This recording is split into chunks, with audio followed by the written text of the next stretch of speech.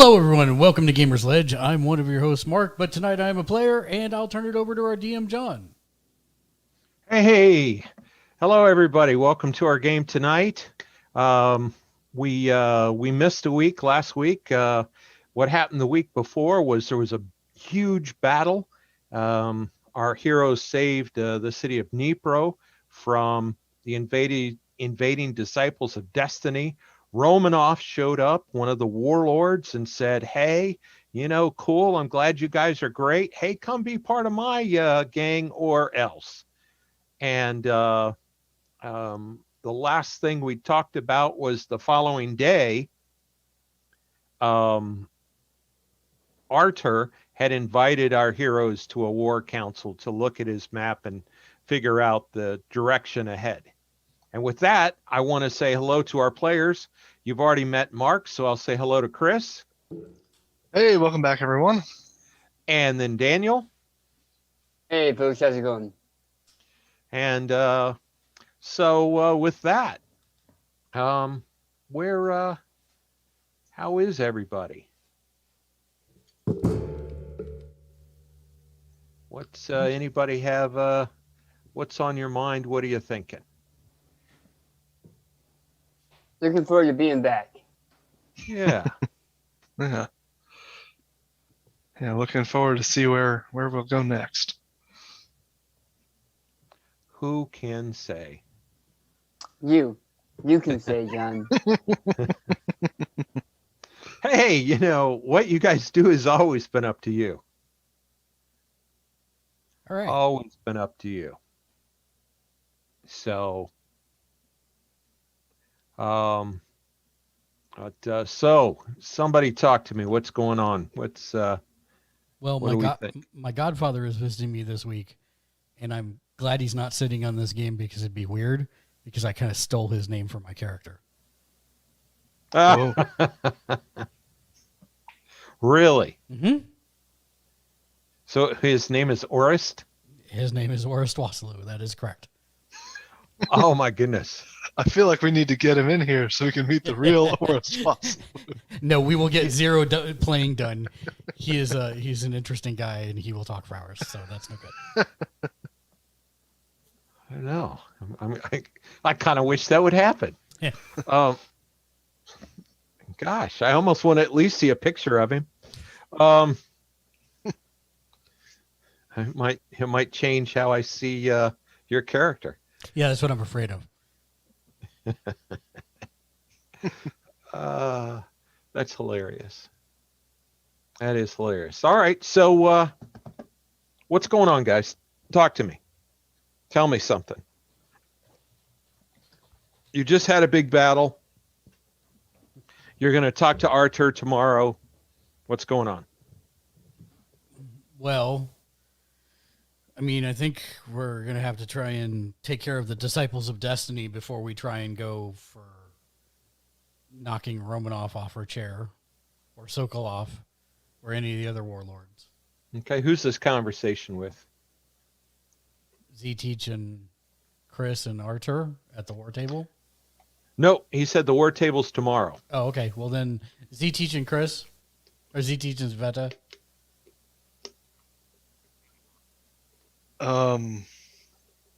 The Disciples of Destiny are definitely a huge concern, but I am worried that we will soon be fighting a war on three fronts between the Disciple of Destiny, Romanov, and now that the Golden Eagle is dead and Mykolaiv, we will soon be facing demons throughout Ukraine. Soldier.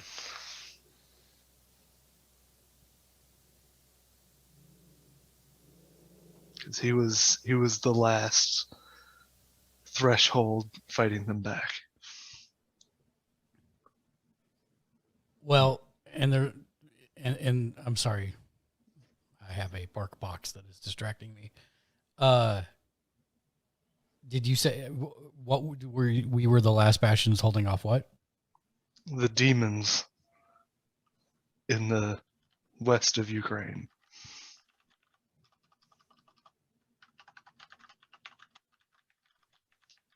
I'm sure Romanov has been fighting her own battles against them, but he was the last person fighting in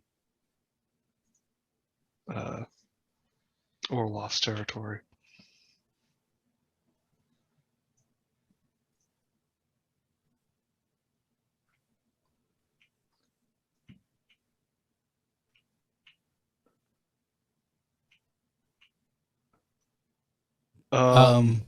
Where are we standing? Well, I mean, we had been at Archer's camp after the thing, so I guess we'd just be there. Okay.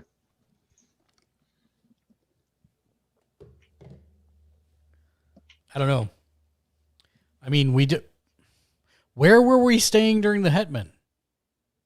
At at the host camp. So, Yes. Is the host still there, or did they leave?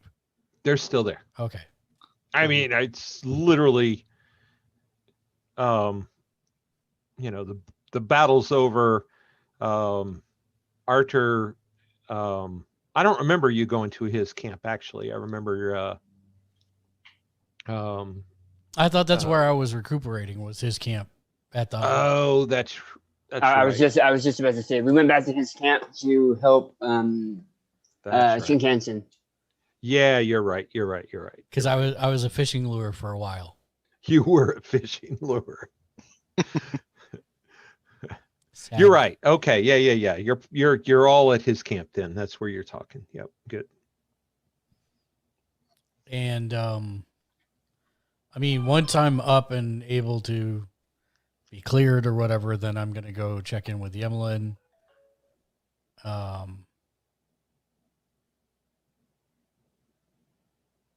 And find out what the Hetman set for him and them, since the other host was destroyed, as they should have been, because they were traitors.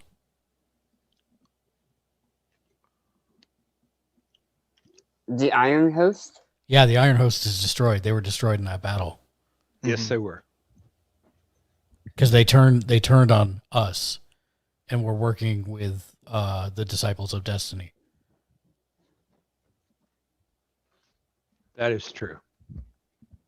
I forgot about that. Well, I mean, high-ranking officials, Disciples of Destiny, they don't need to pay attention to too much of that.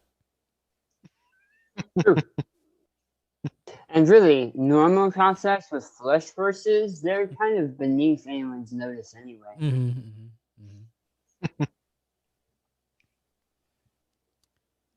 So yeah, that's, I mean, go check in with Yemlin, find out what Archer is going to have the host do, and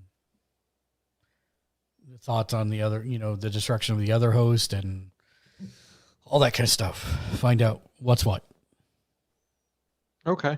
Well, you guys are done with your conversation then? You're going to go see Yemlin? Yeah. Okay.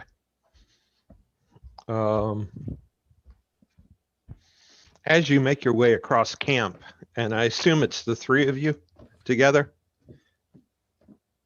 Yeah, I'll go with him. I don't know about. Yes. So as you guys go across camp, as you come across citizens and the defense force and whatever, you get the occasional cheer and people excited to see you. And across the camp, there has been just this jubilant atmosphere of everybody really excited. And it's awful to have a battle, and it's awful to have all the wounded and the dead, but people are encouraged because they won the battle. Right. And so you get to where the host is located, and I'm sorry, really quick. Have there been damage estimates on number of dead? For the forces of Dnipro, they have 450 dead. Out of how many? That was a third of their forces. Wow. And the other question I would want to find out probably before we leave for Yemelin's host encampment is did any of the Romanov vehicles, were they downed and or salvaged and or recovered? That's something that people have been looking. They've not found any. Okay.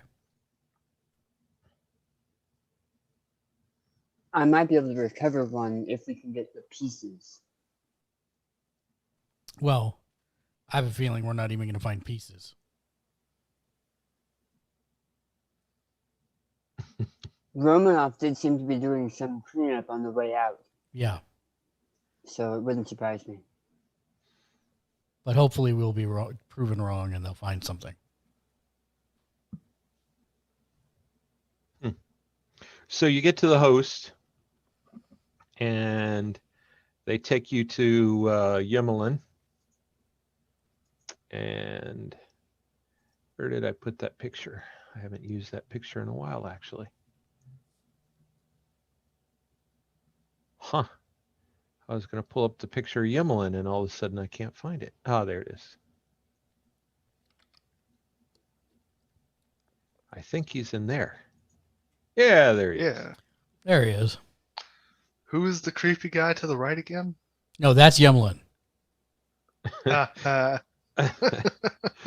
guy with the feather and the skull cap. And Yeah. Yeah, that's Yemelin. that's Christoph. That's Christoph, the one who handles your guys' magic. Okay. Oh, is it? Wait, Yes. maybe I'm not scrolled far enough to the right. Yeah. Oh no. yeah. No. I said it for the stream. That And- was yeah. hilarious, Mark. I always am looking at the blue and the red guy, and I'm like, no, that's Yemelin. I'm positive that's Yemelin.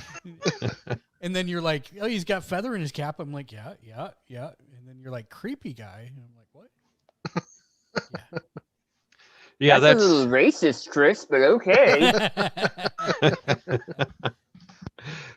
Yeah, you're right. The guy in the blue and red coat, that's Yemelin with the mace in his belt. Yeah. That's Yemelin. And he's happy to see you. He stands up and grips your shoulder. Yeah, same here. I hope we don't have to do that again for a while. What's the word? How many rode to accompany you and how many were lost? We only came here with 150. There's 100 of us left. And what do I know the rough estimate of the total host is? The total of the host is just under 1,000. Okay. So it's like 5%. All right. I say I cannot believe the Iron Host, and I spit on the my helmet's down, so I'm not spitting in my helmet. But I spit on the ground at that point. Yeah. I cannot understand how anyone raised in the tradition would do what they did. He says, we will not remember them as Cossacks.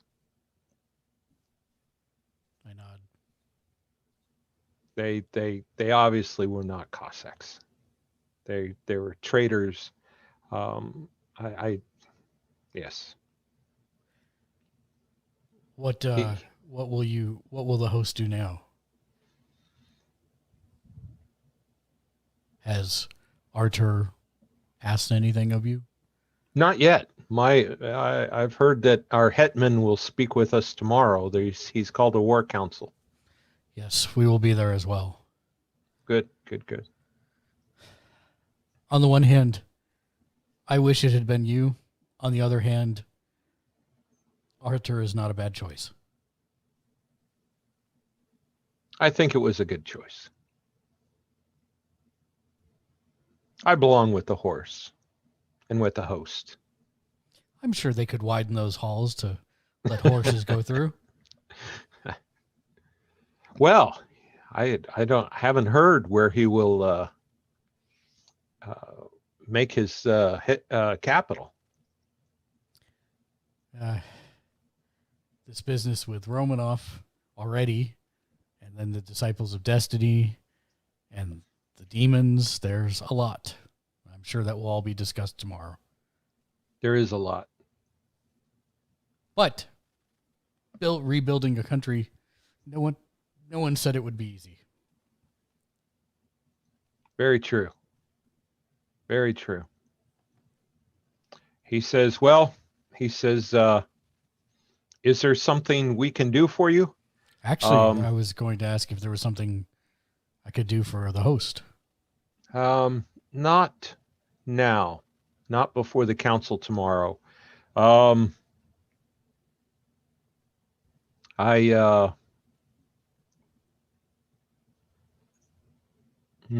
I have nothing now, but I think we will turn in.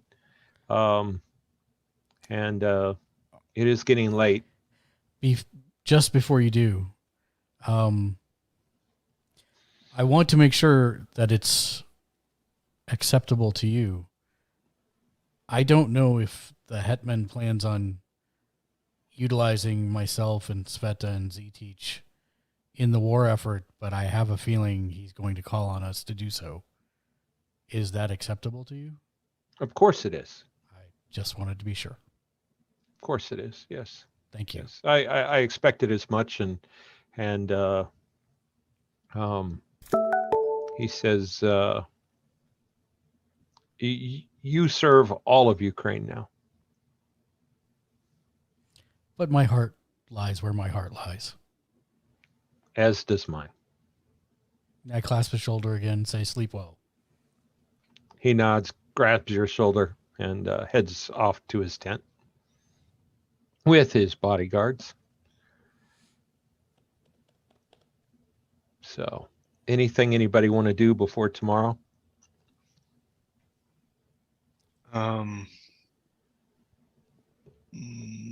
No, I think I'm good. Can I side rail us for just a moment? Daniel, Always. Daniel, Yes. Justin has such a good eye for Del Taco. He actually identified that I'm drinking from a Del Taco cup and said Del Taco nice. He has amazing Del Taco observation powers. He's a great fan. I know. That's why I was so surprised. Sorry. I big side rail. Sorry, John. I'm back. That's okay. That's okay. Every time I see Del Taco, I think of Star Trek Online. Why? Because when the game initially launched, they had a special Del Taco promo that you would get a code from Del Taco. And I actually don't remember what year it launched, but wherever I was, I want to say I was in Maryland when it launched. But wherever I wasn't within like half the country of a Del Taco. And so I had to go through hoops to get that. And I don't remember. Part of me wants to say that maybe you got me the Del Taco code. It wasn't me. I wasn't anywhere near a Del Taco at the time. Huh. Yeah, I don't remember who it was, but I did manage to get the Del Taco. Yeah, I was going to say, I think it was Danny. It was me. Because I drove an hour and a half to out of my way to get it. And since I was getting it, I got one for you and I got one for I think you got one for me. It might have been Mark. Yeah. But, yeah. But you know, when I think of Star Trek, I think Del Taco. And now we've come full circle. Yeah. But yeah, I think it's the shuttlecraft pet that follows you around in space. I think that's what the code got you. I don't remember. Anyway, after that sidetrack. Sorry.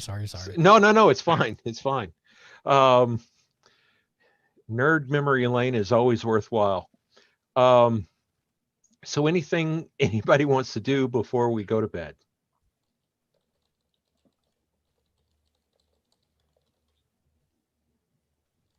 Zuki is going to spend some time studying some of his blueprints to see if there's anything he can do to upgrade or fix them. Okay. It's fluff, but it's what he would be doing. I got you. Hey, real quick, when is the last time you guys got a raise? Was it after the death of Orloff? Did we even get one then? I don't think we got one then. I think we got one then. Did You we? should have got one then. I mean, the last one I remember getting was when I took the hold on, I'm looking. It was a good while ago. I don't remember getting one after we killed Orlov. Huh. Well, leave things how they are now, but check your I have sheets later. I have 8 advancements, and the last one was where I unlocked the new powers. I of have deflection. 7. I have 7 also. So I'm wondering if it's something that only Chris got told. Either that I or don't I'm know. keeping I track thought of things weird. I thought for certain that I'd told you guys after the death of Orloff to take a raise. No. Yeah. I mean, maybe you did, but I never heard it if that was the case. Maybe John asked us if we were gods, and only Chris said yes.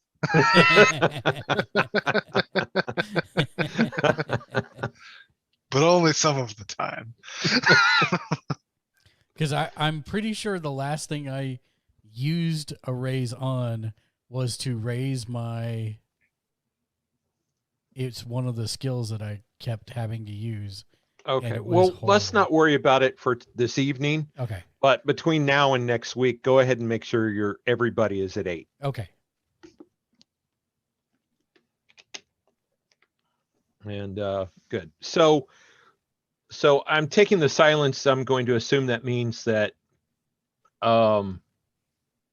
everybody's ready to go to bed and you've turned in. Yes. Okay. Yes. Chris. Yes. Nope, my hand. Yes. Okay. He's the majestic unicorn. I am a majestic unicorn. I am a meat popsicle. I'm on pain meds. I'm sorry. It's fine.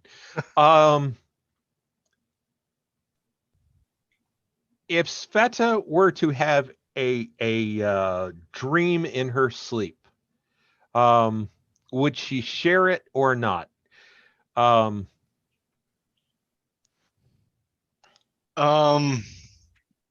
If she felt it applied to the other people, yes. Okay. So you're about to have a dream, and I'm trying to figure out how to do this. I guess what we're going to do, especially since we're doing it for the audience too. And so that's, we're all good role players, so they can pretend they didn't hear it. Because actually, as I thought that out loud, obviously we have to describe it to the stream. So I want you to pretend that you are a drone, okay? And you are going to start from the north of Odessa. Okay. Okay? And you are going to fly in, and you're going to fly across the moat, for whatever it's called. Yeah. And you're going to fly from there into the Holy Spire. Okay?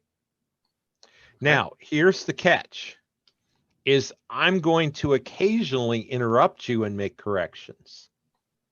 Okay? So if you hear me trying to interject, go ahead and just stop and I'll fix whatever it is you've described.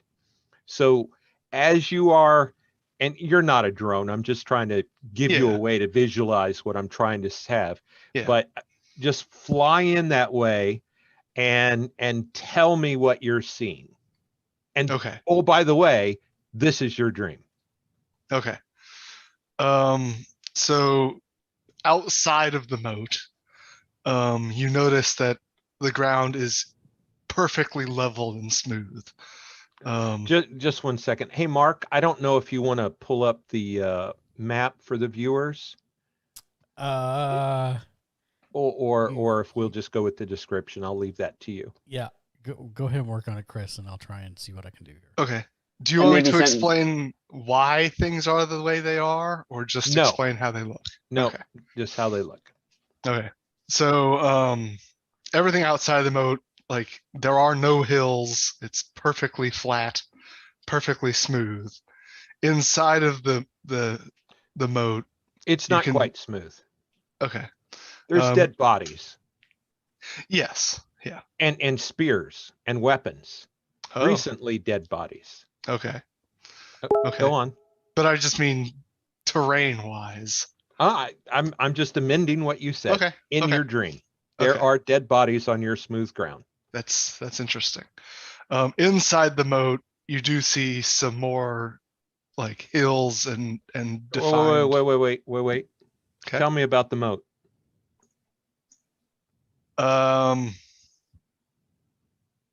It's about 50 yards wide. Okay.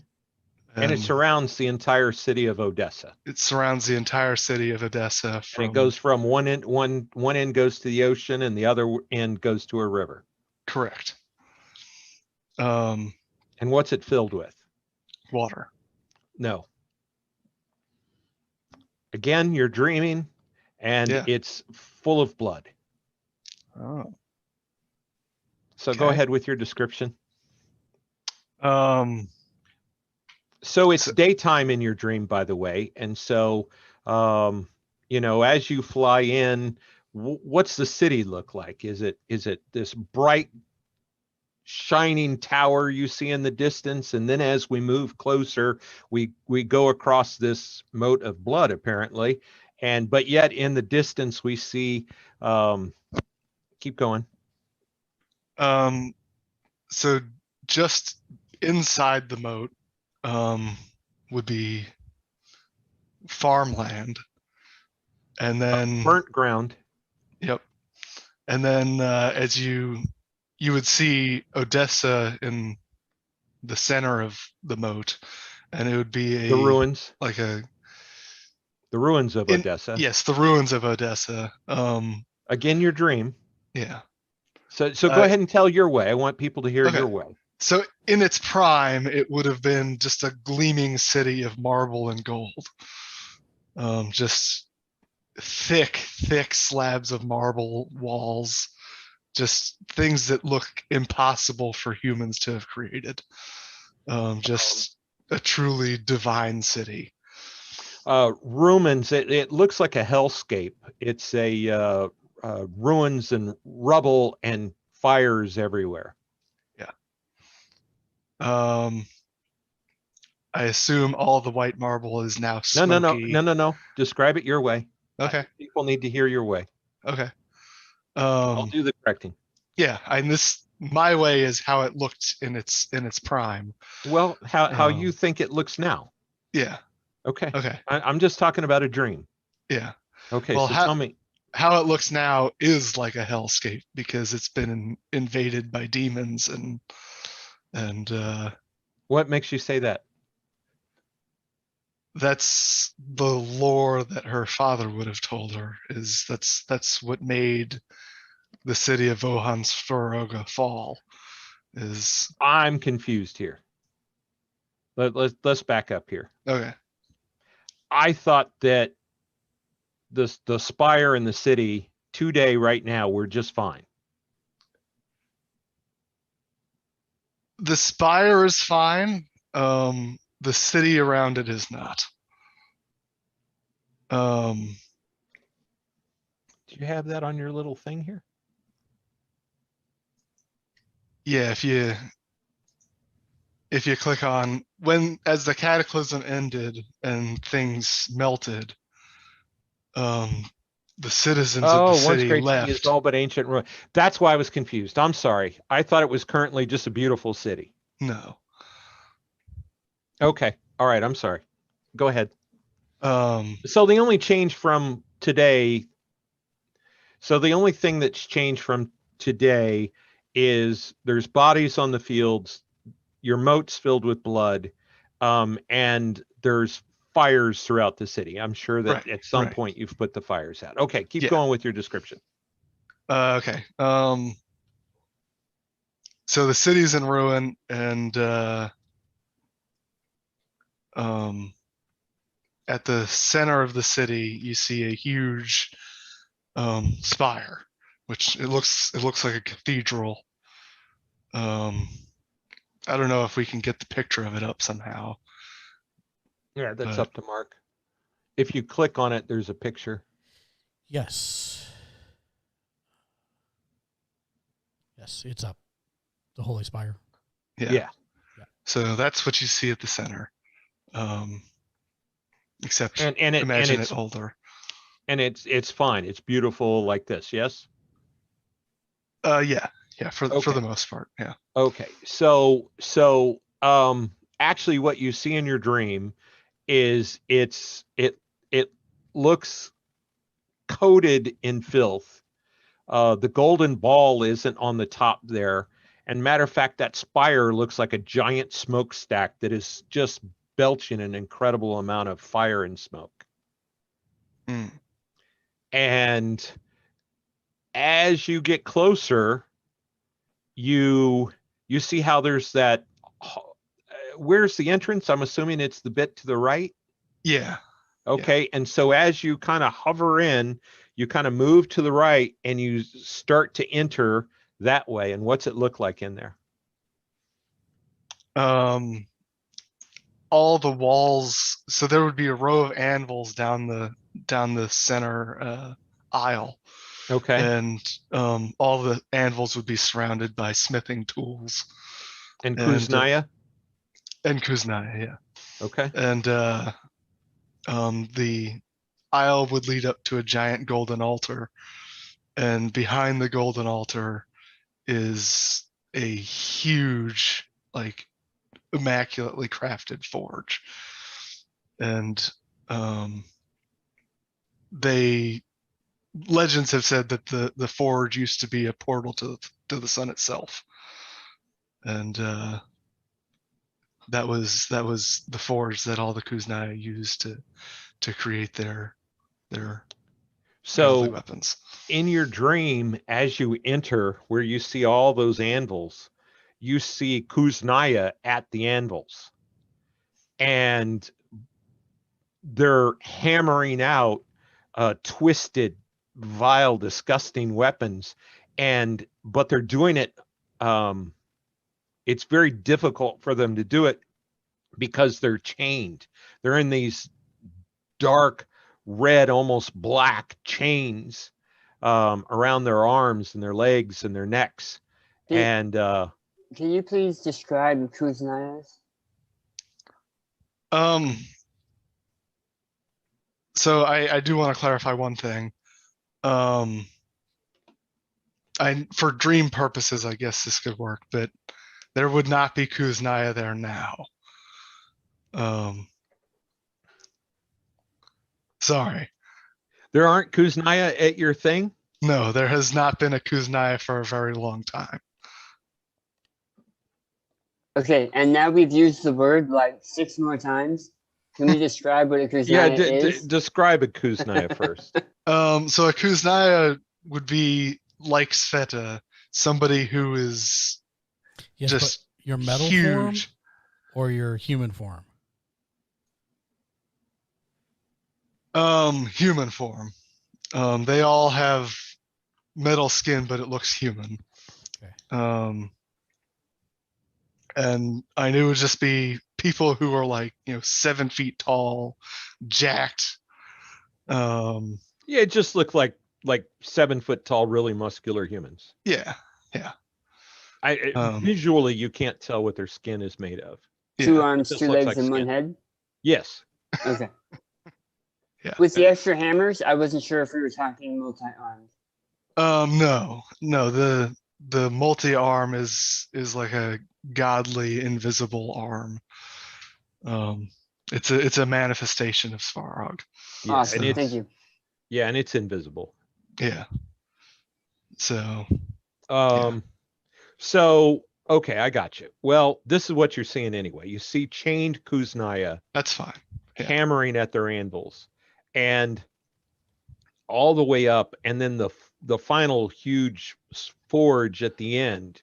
Instead of this bright golden sunlight emanating, it is this dark blood red, just evil demonic light. Behind all the Kuznaya are these demonic beings that you're having difficulty in your dream. You can't quite put a shape to them. They're just this concept of evil demon, kind of shapeless, horrible thing that's whipping the Kuznaya, forcing them to make these weapons. And then you get to the forge and you just see this evil emanating out of it, and you wake up, it's morning.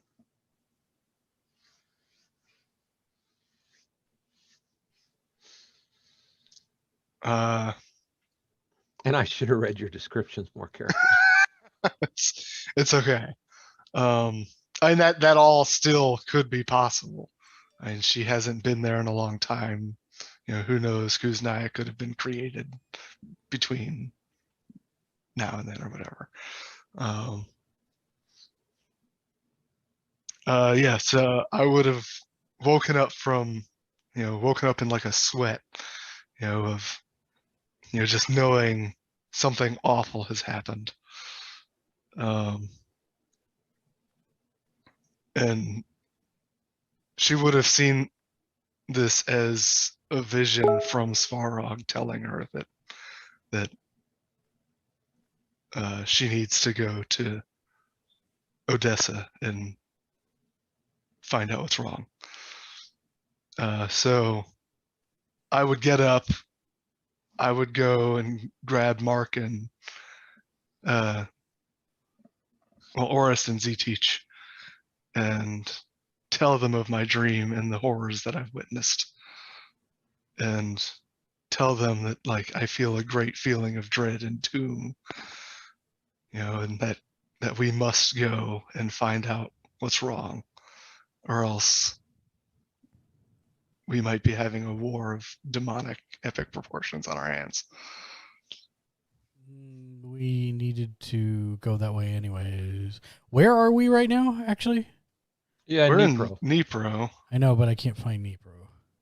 Oh, we're all the way up there. Oh, okay. Yeah, I got it. it's kind of in an opposite direction that we've been going for a while. Well, so we do actually need to go that way anyways. For what? There is a band of Orlov cyborgs that are still causing problems in Nikolaev, which is just northeast of Odessa. Yeah. And I figured that's probably where Archer is going to deploy us to take care of those, either convert them or destroy them. So we could hit Odessa directly after that if we needed to.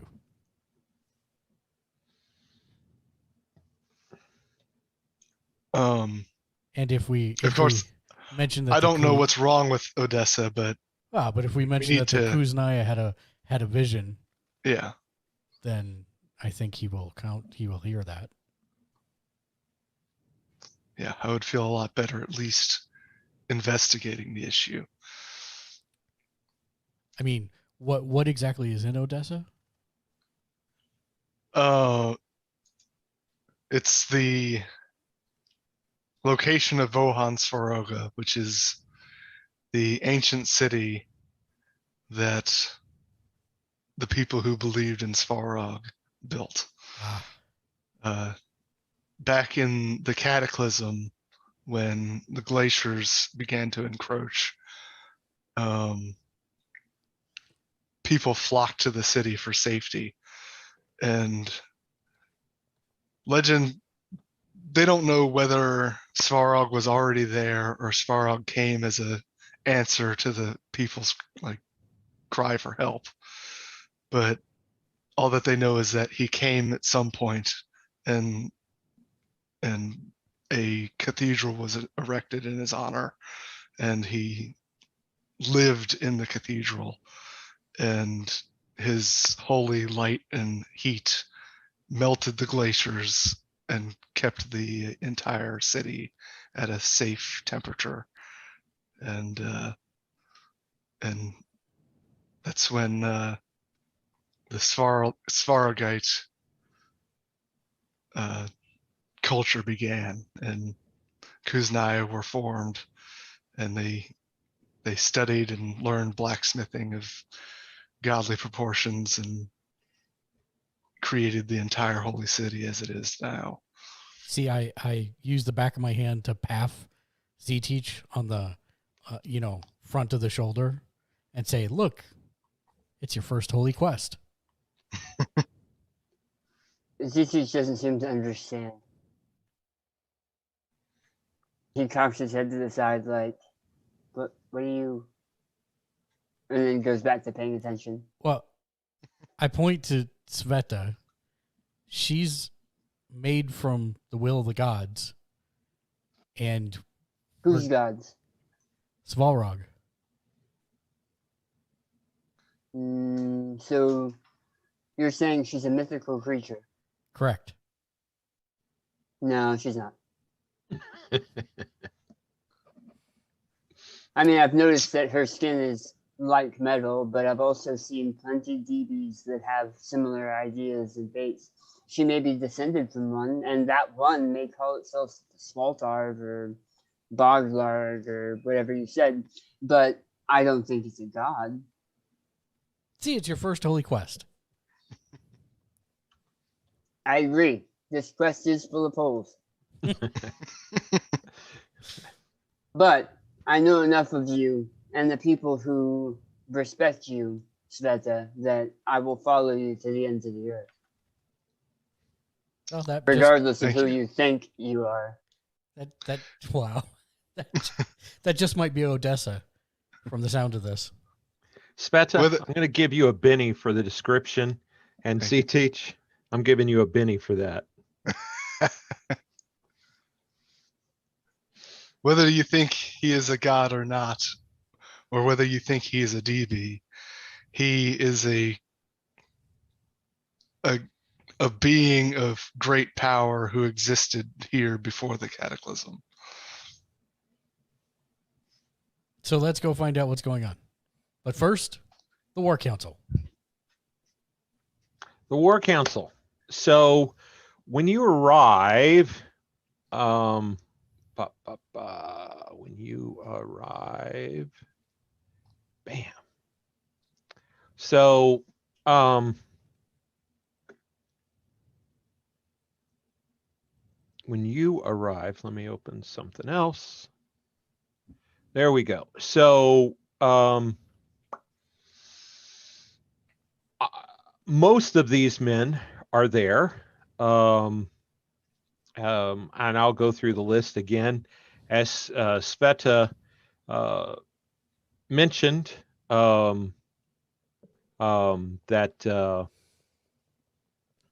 why am I confused? Oh, there we go.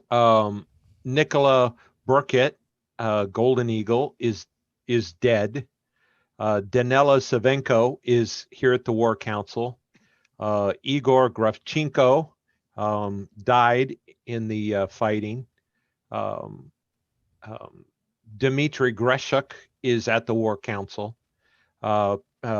Petro Zaharchenko is wounded. His left arm is in a sling, but he is at the council. Victor is still jailed here in Dnipro, and Olga is here in his stead. Uri Pavlenko is here, and the patriarch is in attendance.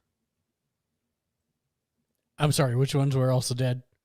It was Nicola, Igor. That's it. 2 dead. Okay, I'm going to cross off Victor also because he's no longer really in the picture other than being in prison, right? Right. Victor was the. Victor was the one that assaulted Yemlin. Oh, okay. Yeah. Who seemed to possibly have maybe been working with Disciples of Destiny. heck of a deal. So also in attendance, I'm going to move your view here. You son of a gun. Are okay. the Lions and and Olga. Vladimir and Ivan Vanko are both dead. Dead. Oh, it's the wrong color. Crap. You get a second line. Dead and dead. Wait. Yeah, Boyani's dead, right? Nope, he's alive. Oh, well, can I just undo that? Yeah, I think so.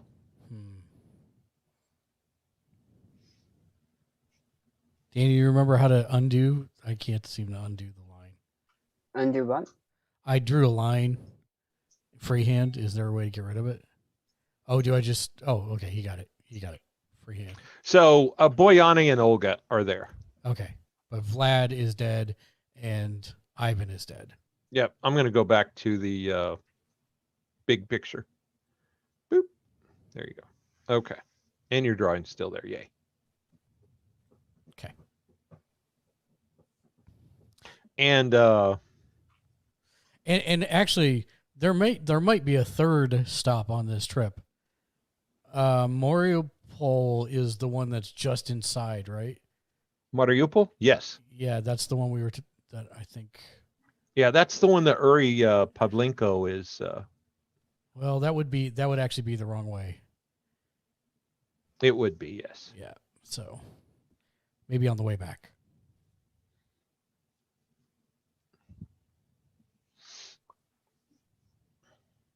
Okay, so Artur sees everybody here, and he says, "Thank you, everybody, for coming." And he pulls up. He's got basically just a second.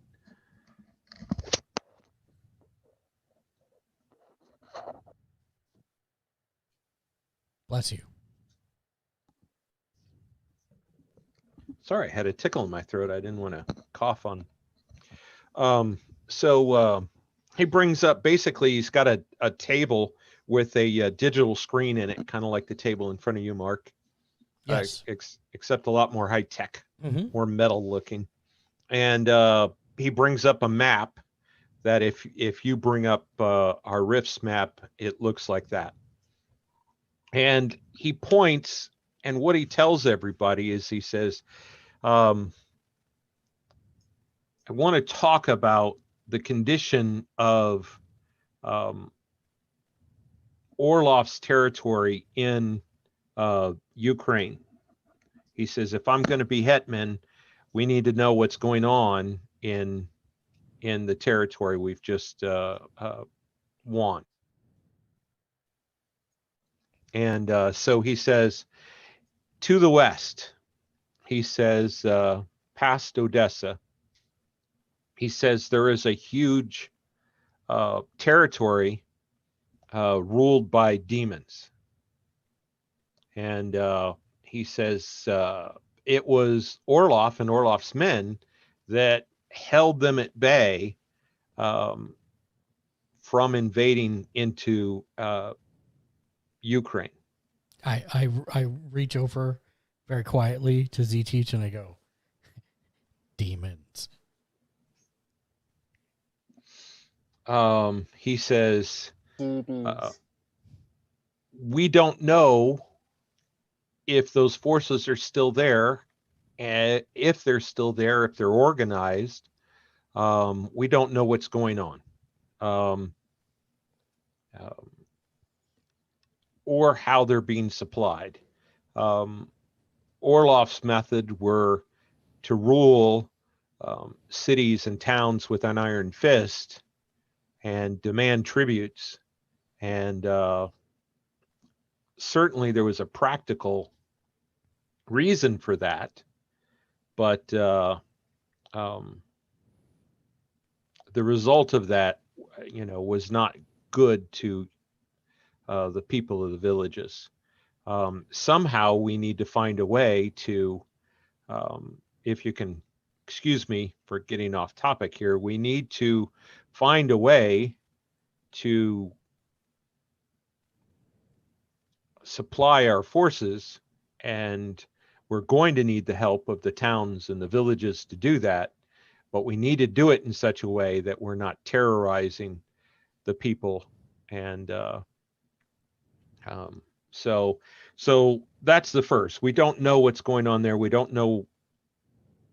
The concern is, are his troops still there? Are they fighting that incursion?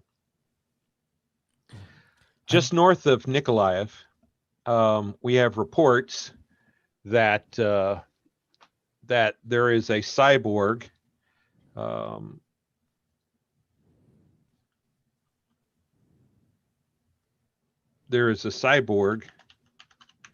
named Fide, and that's of course in chat. And our understanding is he has two lieutenants,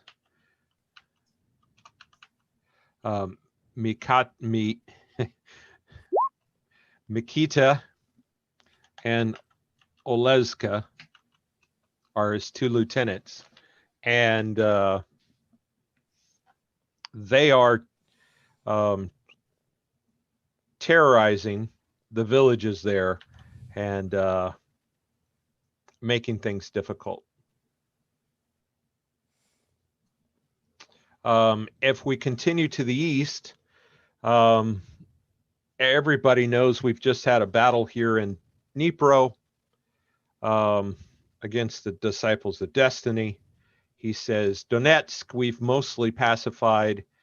We are 90%, my forces are in control of the city. And of course, east from there, we've got a large faction of Orlov's forces that are fighting the Disciples of Destiny. Again, we have no command and control or way to communicate with them, and so we're not exactly sure what's going on at that battle there. So with that, are there any questions or comments? Sveta Z-Teach and I would like to volunteer to ride west and deal with the cyborgs, as well as head to Odessa and make sure it is secure, as the Kuznaya has had a vision about Odessa, and the proximity of the demons, I think, is no coincidence. But if there are forces there fighting the demons, perhaps we can find out how many, how they're being supplied, and if we ride from here in Dnipro, we could head along the Dnieper River and stop at all the towns along the way to secure their support, let them know the change, that there will be no more warlord ties, but that in order to create a free Ukraine, we will need their help of manpower, supplies. That would allow us to actually stop at Zaporozhye, Marifanets, Nikopol, Pokrov, Apostolov, Zelendol, Velkia, Berzenhuvet, Yavkin, Snirukivia, and then finally around Mykolaiv. I just want to applaud you for saying all of those by name. Well done. I don't think I would have done that. Good job. I was impressed. That was impressive. So that should, I mean, granted, there's a lot more villages than that, but that would actually cover a good chunk of the midsection of the region. And if you so desire, once that's been taken care of, if we aren't needed elsewhere urgently, we could always go back along the east side of the east side of the province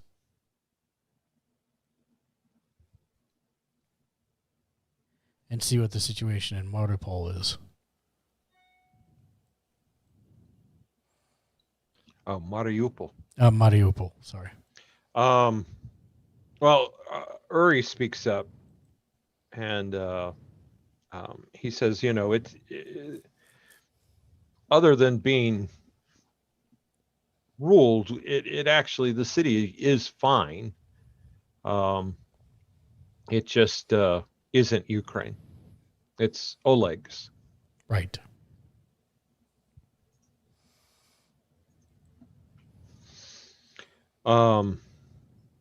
So,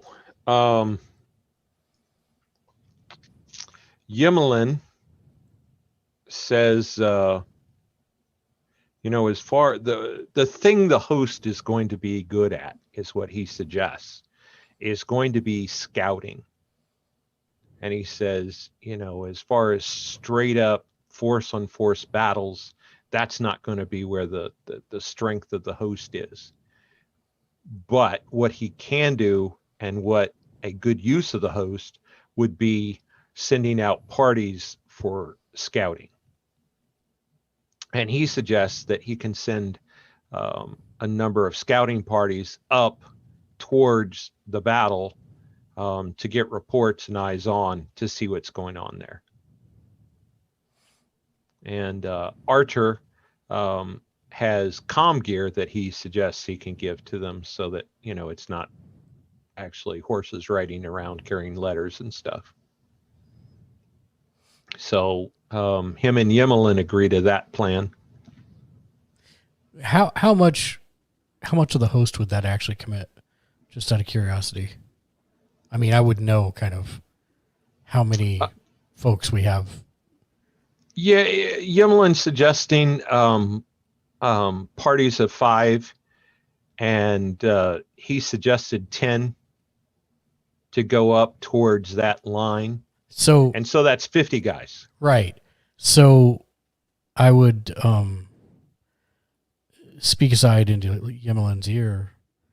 I mean, could we not use some of the other members of the host to ride to all of these northwestern cities and spread the message?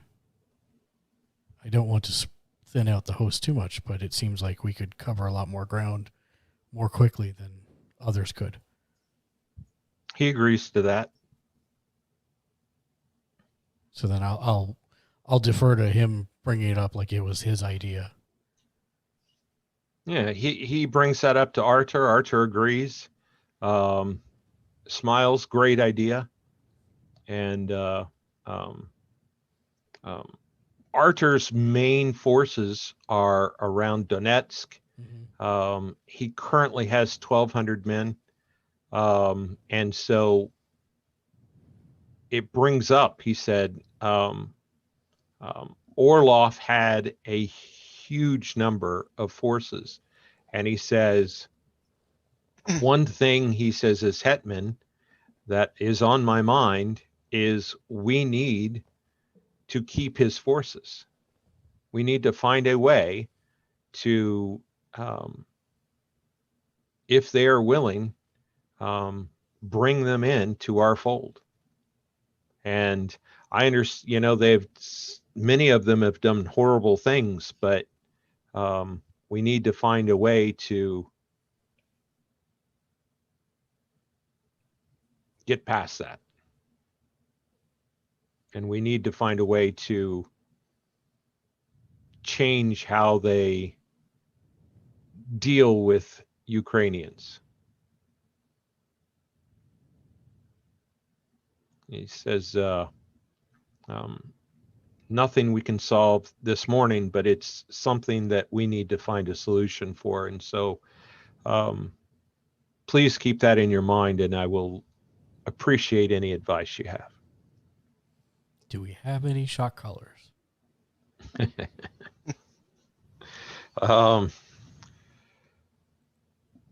Of course, and the final concern is, where are the disciples of destiny coming from?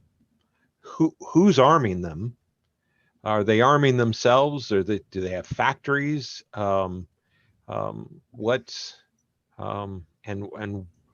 why are they invading? And is there something we can do other than just provide a big enough army to get them out of our territory? Can ZT? So- Okay. I was just about to ask, can I don't have a lot of common knowledge, but there is a chance I might know something there.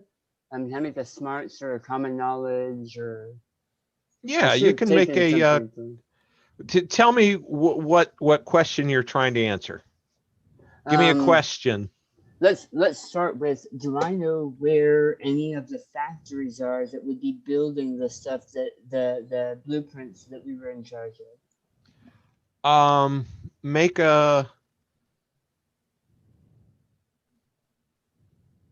common knowledge +1.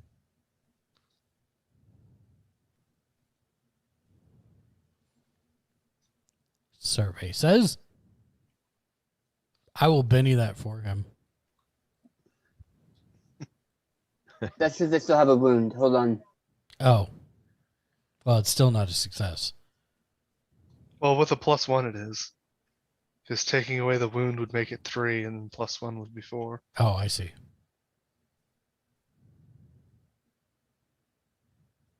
All right, then That's actually with the +1. Oh, that's what I thought. Yeah, I was planning on bennying it, but it was also that I was wondering how I got a 0 on a D6. I put my hand on your shoulder and I say, take your time. Try again. No, I already bennied it, dude. I can't get it back.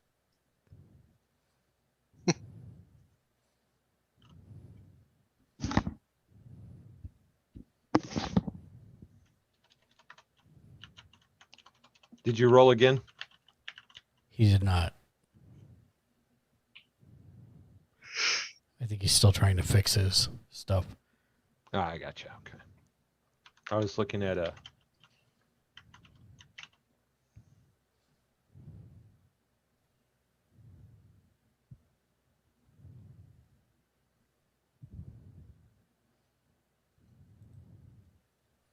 If you're talking, you're on mute, Daniel. Yes, because it's kind of loud here and I keep forgetting. Can one of us get our Benny back, please? He wants his Benny back, Benny back, Benny back. Barbecue sauce. There you go. There you go. What do you mean? There you go. He got a 7. Oh, I rolled, but Mark and I both. Yeah, you got it. Okay. I got a 7. okay. And is that with the +1, Yes. or did you get an 8? That's with the +1. It says D4 +1. Well, I don't know if he normally has a D4 +1. I normally have a D4, so that I actually maxed out, rolled an additional D3, and then got a +1. Okay, got it. Okay. I just I wanted to am make confused. sure that The math there has a -1 in it. What did that come from? So I'm not sure. It says encumbrance, but I don't have any fatigue. I don't have any wounds. Oh, so Are maybe you it is. carrying more weight than you can carry? For some reason?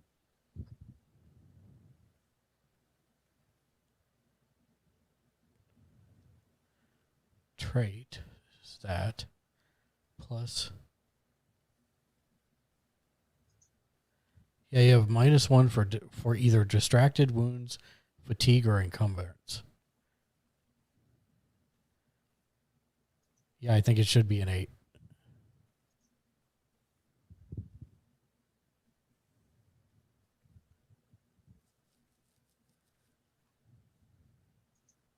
Nope, you still have the -1.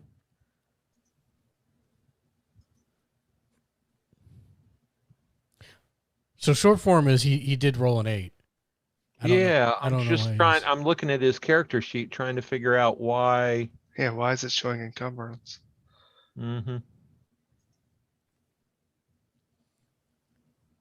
I mean, it could be a general -1 because, look at him.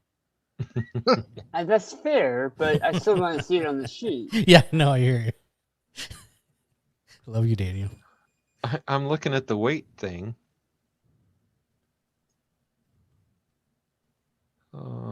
Range duration. Yeah, I don't see you actually showing that you have any weight on your character sheet. Yeah, no, I don't carry very much, and so Huh. Well, let's just make sure we look at that, and we're going to have to look real close at your rolls to make sure, because it does say -1, distracted, wounds, fatigue, encumbered. And let's get on with the game, but we'll just have to make sure we look for that. Yeah. So, but it's important to know that you have indeed rolled an 8, and which means you have a raise. And what all of that means is that the factories, you remember, being in the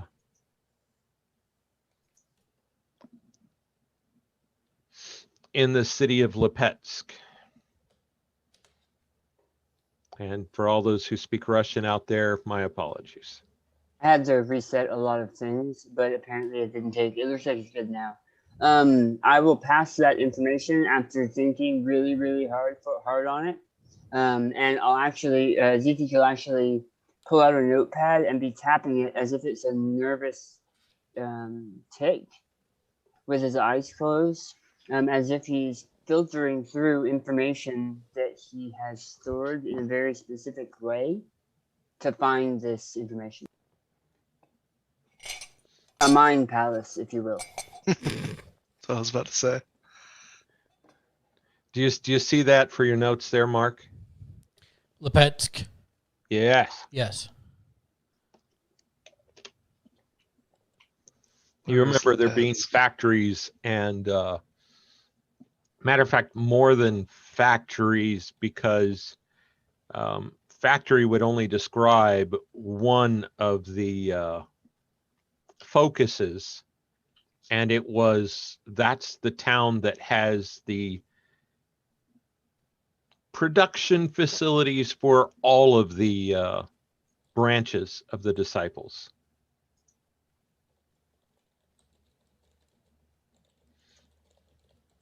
So. Ruh-roh, Shaggy. Okay. I make sure to pass that information as well. And do you know who funds them? Uncle funds them with his large number of supporters, but we have no idea who the council was. Just that they believed in him and his capabilities. Well, I think that's more than we knew. There's a council that funds Uncle. You're mute again, brother. I am? No, Daniel is. Oh. Yep. Nope. You guys are just gonna have to deal with the sound in the background. I'm done. I'm tired. Yeah, it's not bothering. I don't hear. Yeah, it's fine. He says, no. We believe there was a council. We actually never saw or heard anything specific from the council. Make a common knowledge roll. Does he get a +1? No. Oh, -1. Make sure you subtract 1. I get a 5. I get a 6. Okay. Yeah, no, you're doing good.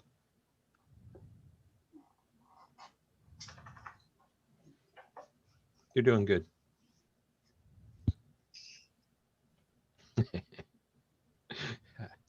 All right.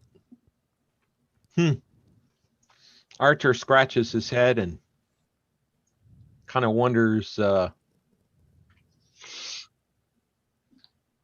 how to use that information. By the way, Mark, I don't know if you were looking. Did you find that town on the map? Oh, no. You don't have to. I'm not suggesting. I was just asking. Lipetsk? Yeah. Yeah, I found it. Yeah. Where it is.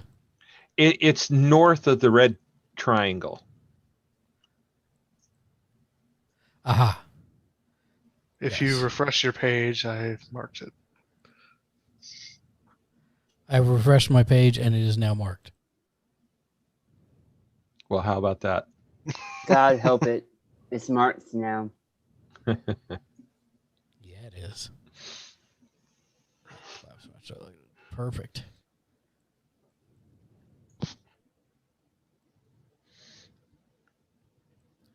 Well,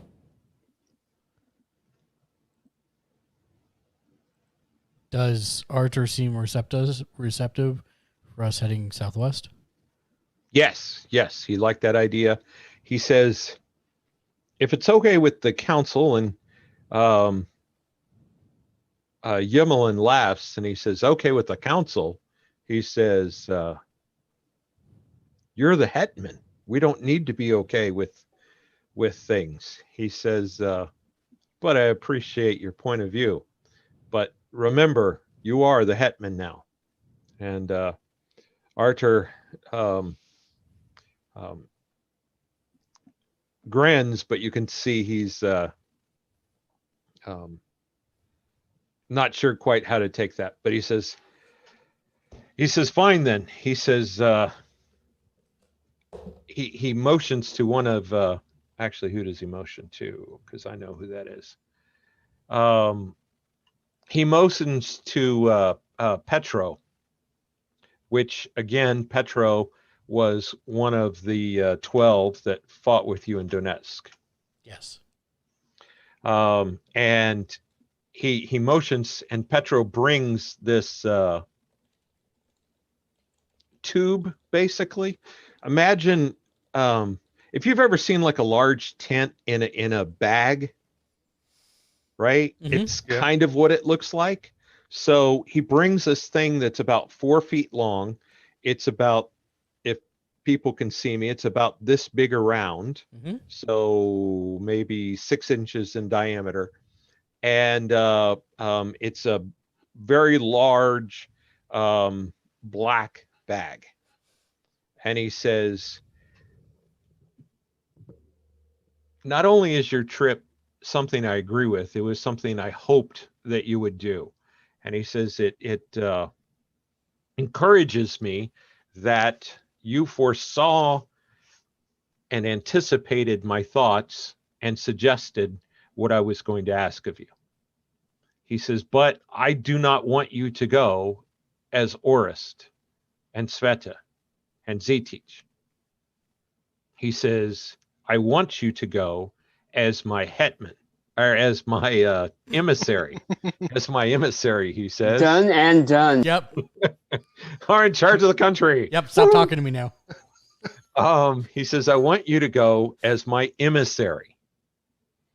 And as such, he says, I've made a special flag for you to use as the flag, the emissary flag. He says, we are not a free Ukraine yet. We are still fighting an insurgent battle. We've gotten rid of Orlov. He says, but he says, we have had the insurgent flag has been our symbol, but we are also, we have freed part of Ukraine. So I have combined, and he pulls the flag out of the bag, and he says, I want you to carry this with you so that people will see you and know who we are. And for those that don't speak Ukrainian, it says, glory to Ukraine, glory to the heroes. And I say we will be proud to carry it. And I hand it to Zetich and say, trust me, you don't know it, but you're good at this. Understood. with a spark eyebrow raise. And he'll is it rolled up? Yeah, he unfurls it to present it, but yeah, Okay. it was rolled up. Zitich will carefully roll it back up and hold it over his shoulder with reverence.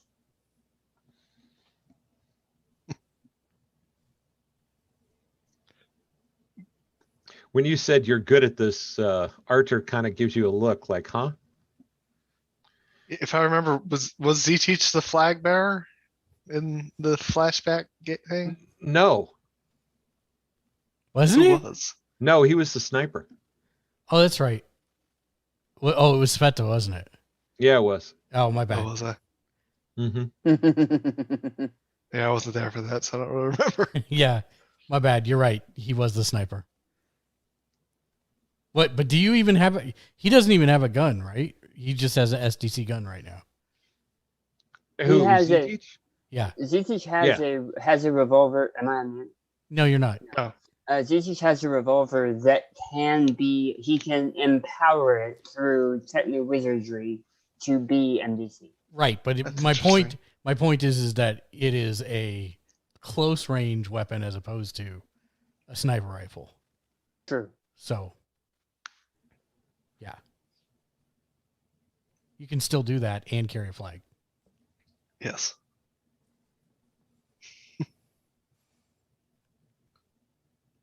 I mean, unless Sveta's metal skin has like a holster in the back that we can just kind of shink it in there and no hands it. She has the holster for her hammer, but she would not be carrying the flag anyways. Okay, yeah, that's kind of what I thought.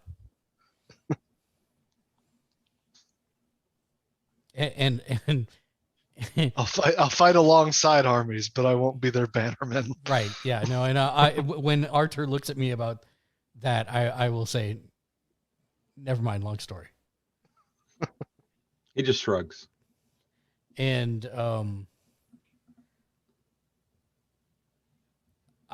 so great.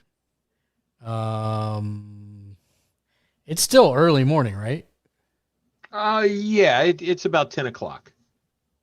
You guys have been talking. You met at 9. You've been talking about an hour, and so yeah, it's about 10. And we're in Dnipro. So I mean, theoretically, we could probably make like Novosandrovica by late afternoon. I wish there was like actually a distance guide on this thing. If there is, if Oh. you the up at the top left underneath the search bar, you'll see a tape measure. Oh, I didn't even know about that. What? And so the city you named is about 10 miles from Dnipro.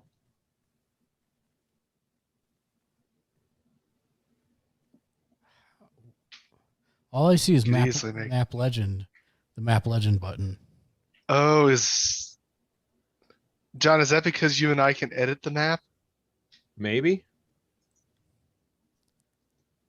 Do you see that, Daniel? Uh-oh.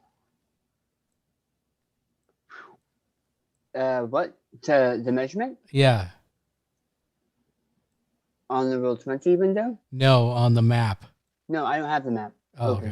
okay. Okay. You don't? I do not. will. I have I been will. relying on your guys' descriptions. Let me fix that. I need to save it as a favorite, is what I need to do. You need to do that. I'm going to put it in, now it's in Messenger.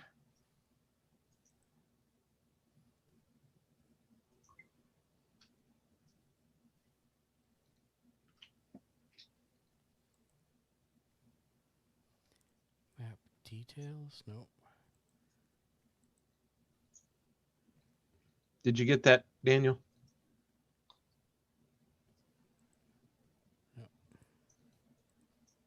In Facebook Messenger? Yes. Oh yeah, Yeah. I don't think they have. I think that's just a you and me tool, John, because we can edit it. Oh, I see. Okay.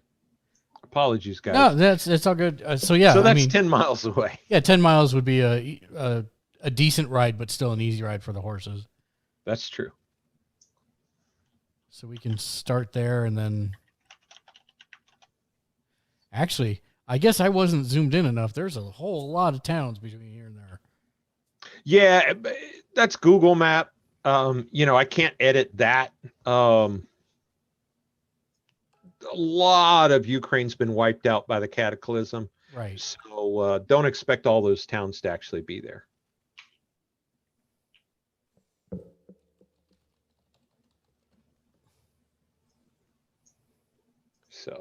So a horse is going to walk about 4 miles per hour. Mr. Cossack, you know this. Yeah. And so 10 miles, that's what, Three 2.5 hours, yeah. hours. Yeah. And that's not bad. That also, you need to, you don't just hop on a horse and take off cross country. You've got to Right. supply and provision, and that's going to take you some time too. Yep. So we can start supply what we can here in Dnipro and then get stocked and then head to Novo Alexandrivka.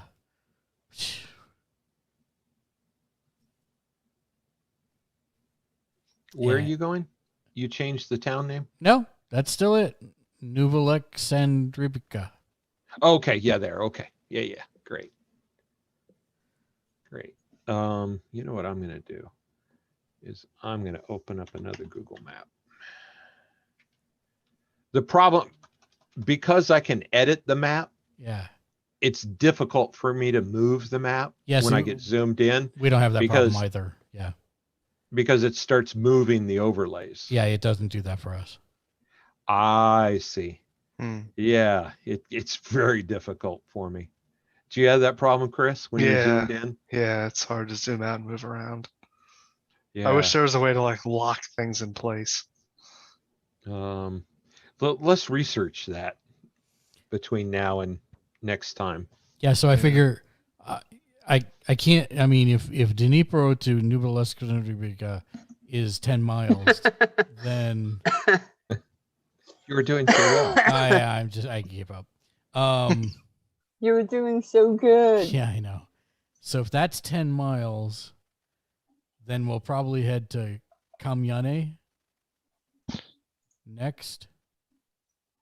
Well, again, decide how many of these you want to go. But I mean, I figure That's another 10 miles. for brevity's sake, so that this doesn't take 900 actual game years, we can probably talk about what our spiel is and then make some kind of roll for each town to condense that down into, did we successfully gain them as a resource token for the World of Warcraft gatherers to take stuff back to,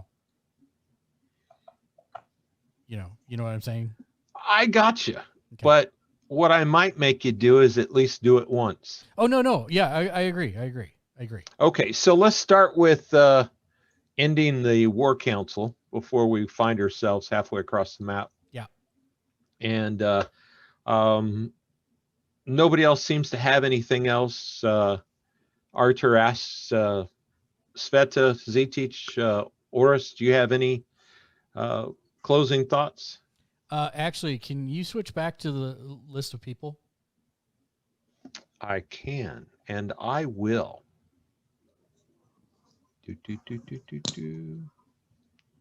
Okay.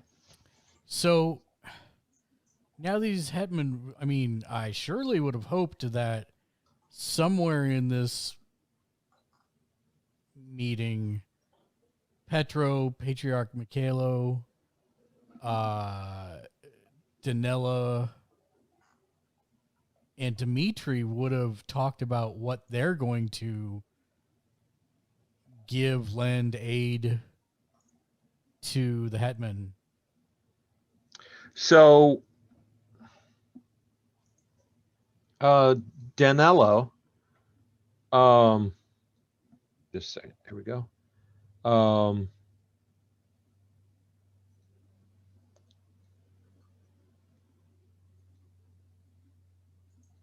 Yeah, just a second.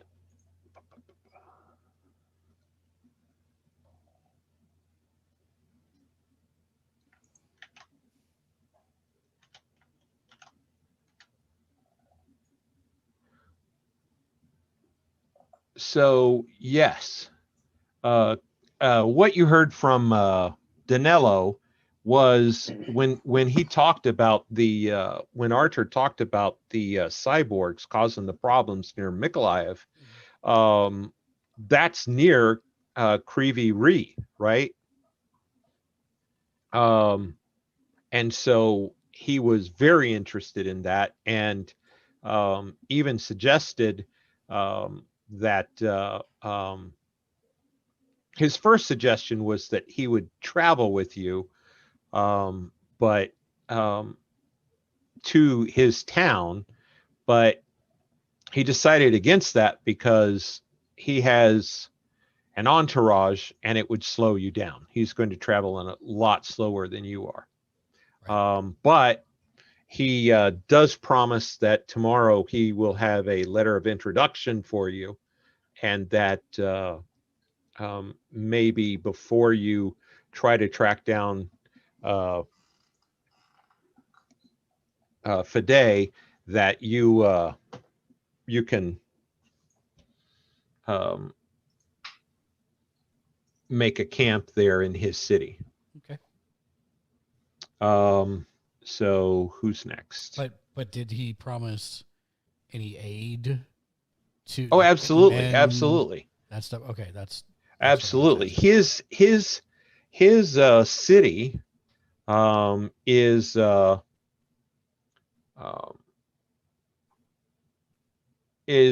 produces steel.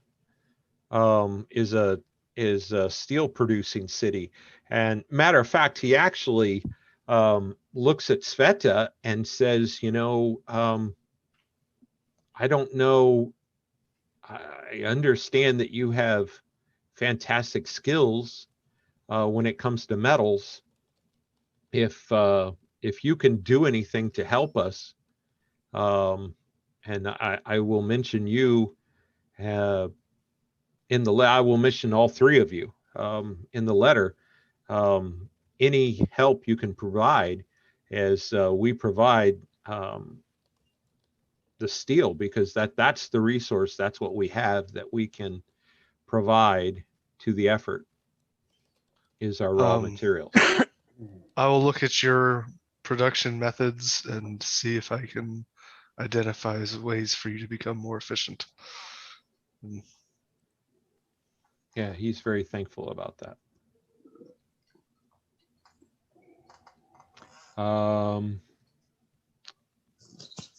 Dnipro, which is Dmitry.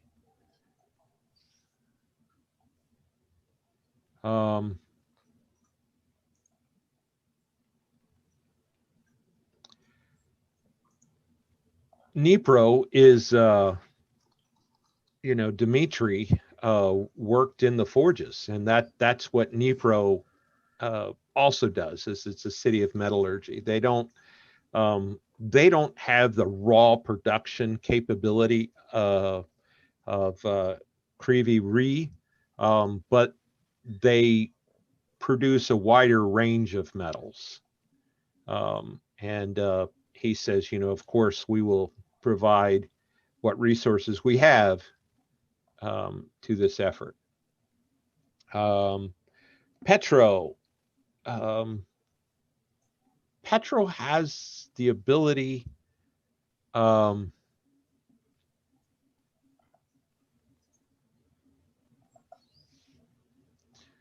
constantly just look bored. I mean, if the man's not at a rave, what purpose is there to life? But he, when your city's export is primarily boots and pants, I get it.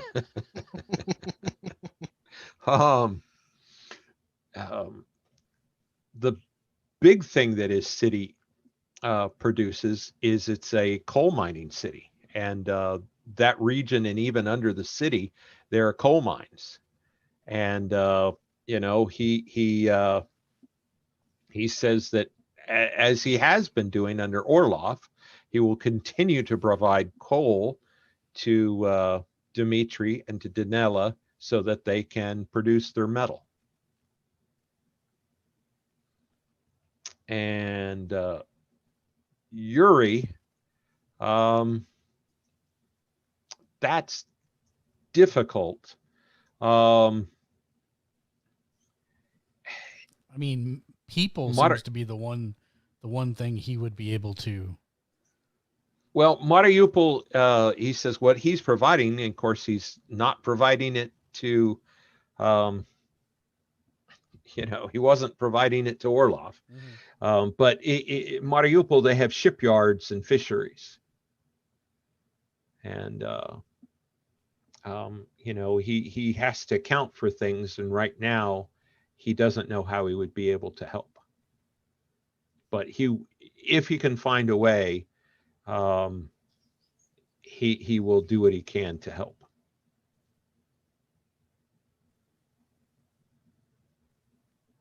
And what about Patriarch Mikhailo?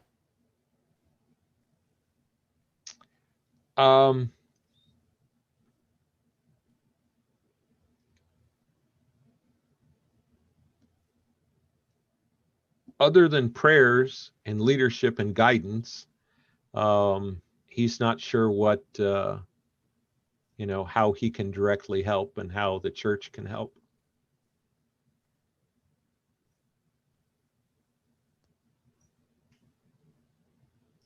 Could use a few more likes on Facebook. I was going to say thanks and prayers, but okay.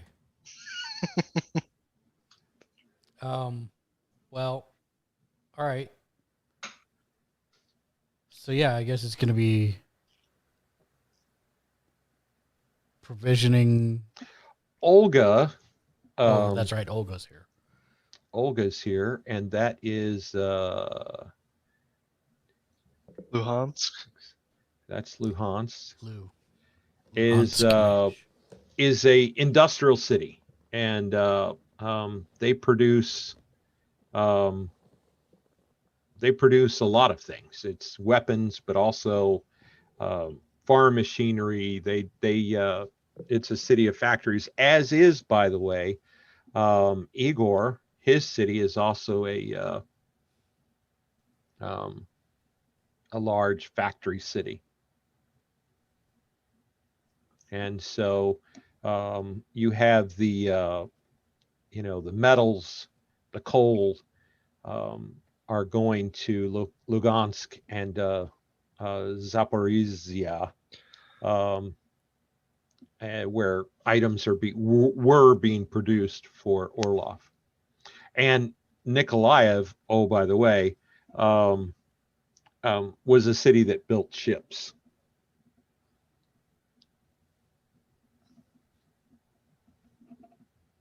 And Artur, that's another thing.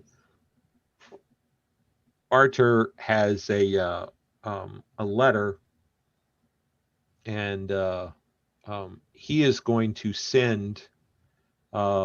He's assuming you're going to ride horses on your trip, but he's actually going to send Nicola with another representative, but return the body and send a message with what happened. So, 2 follow-up questions here. The Iron Host was obliterated. Were all their horses?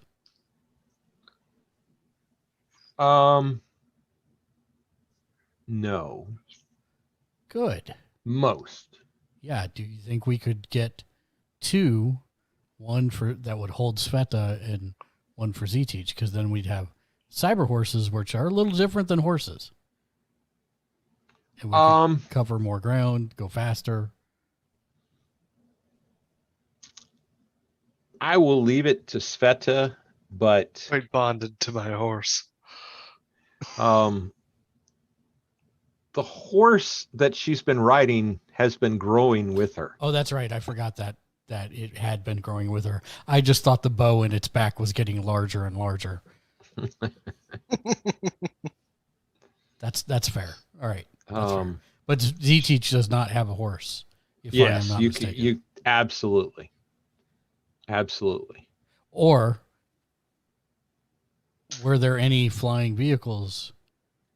Because I know that Z-Teach used to use one. GT still uses one. Oh, you do? Yeah, his flying wing is fine. So you have a flying vehicle? Yeah. Great. Yeah, that's But normal. I'll take a cyber horse. And if you're just hanging him out. Yeah. Well, I wasn't going to ask for you if you had a mode of transportation. I was asking, out of character, do you have a flying vehicle still? So yes, you do. Yeah. Okay. OOC here. Your flying vehicle is a spell, right? No. No, it's an actual. I got a flying wing in my character roll up for my backgrounds. So Got it. you and I had talked about it being an invention, which is why it's smaller than the normal flying wings. Got it. Okay. Okay. Good. Okay. Fine. But yeah, it's going to be easier as everybody's riding around with horses to ride around with them on a horse. That's a short-term flying thing, not like a cross-country flying thing, right? Or could it be used as both? I'm just asking because I don't know. I don't understand any of it.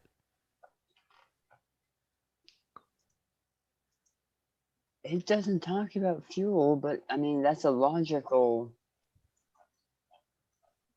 I mean, hell, your PowerPoints might keep. I don't know. It makes better cinema for you to ride along with everybody instead of two guys on a horse and a guy zing. Yep. So flying circles I have around. I have a flying vehicle. Tying a cord to him, so flying him like a kite. I have a flying vehicle, but it is still very experimental. Got it. So yeah, I mean, we could get you a cyber horse.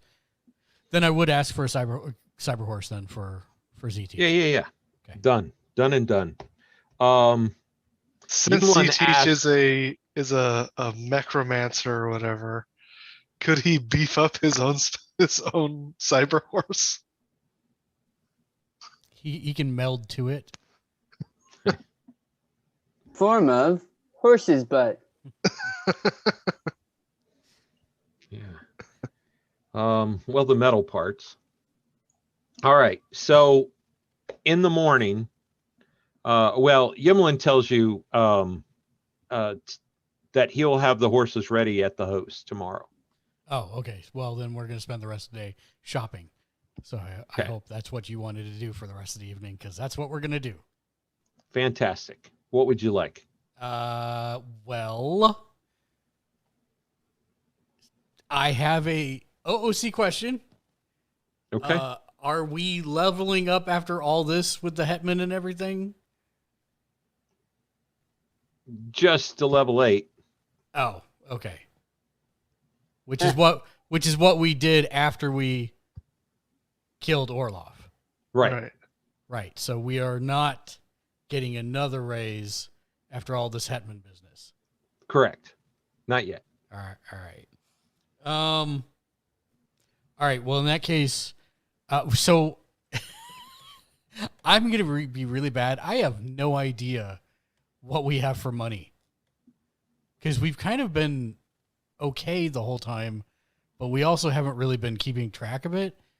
And I don't know what.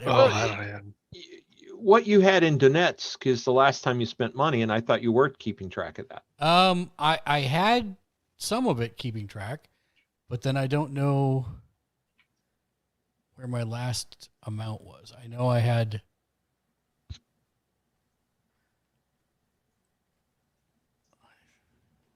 One second, I'm looking. Yeah, because in Donetsk we had the credits on a stick. Right. And before that we just had regular money.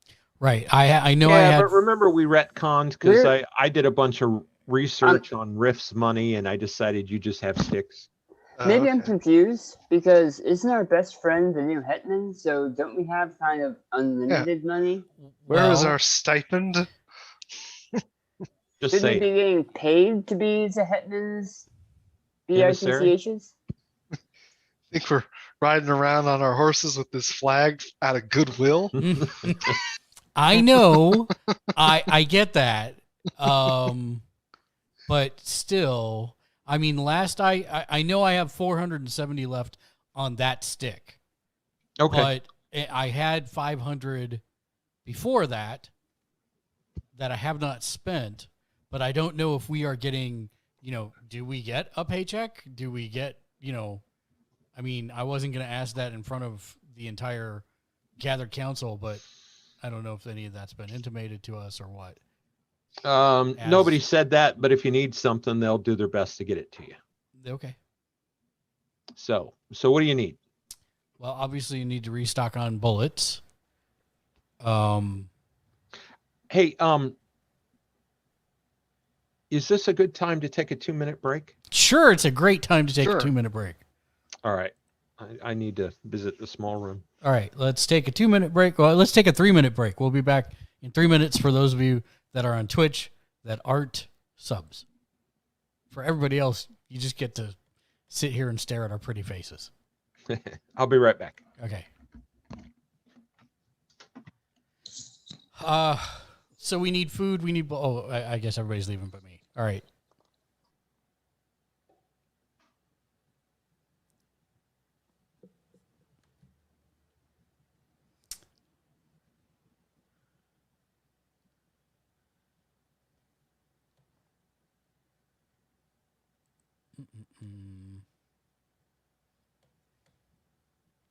I should open the Savage Rifts World book and find out what's available for purchase. Let's see.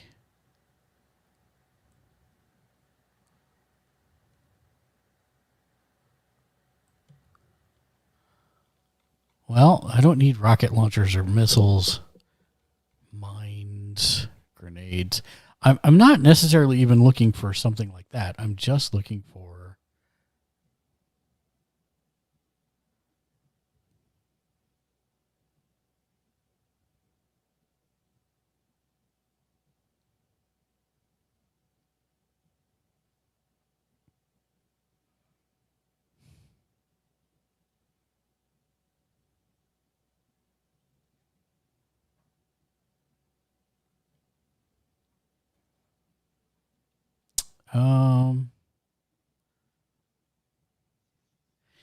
do I need to beef up the armor?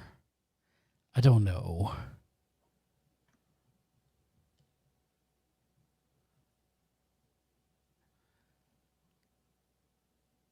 Comic gear, bed packs, bedroll.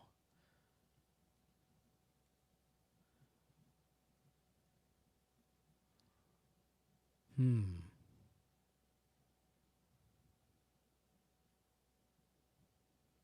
Five uses, ignores 1 point of wound penalties.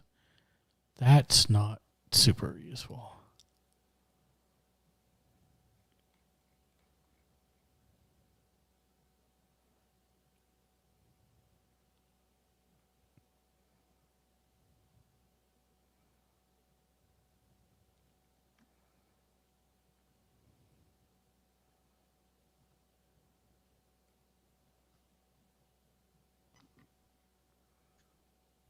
Okay, so we definitely need to get those.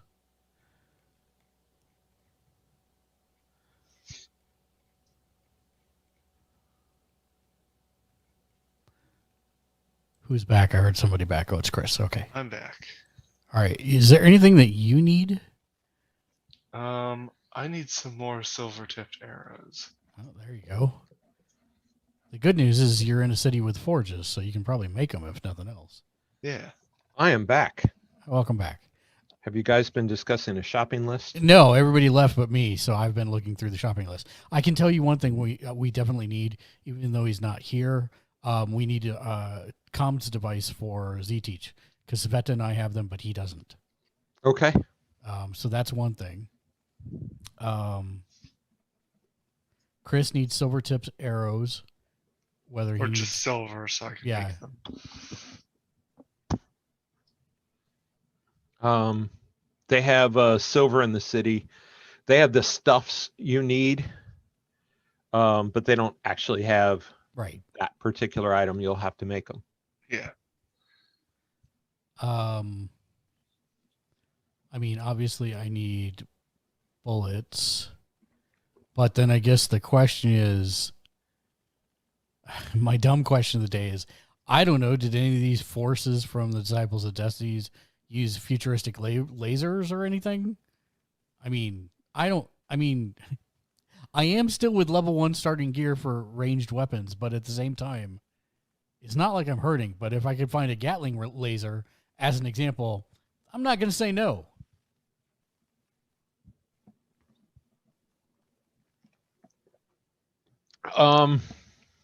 Okay. Let me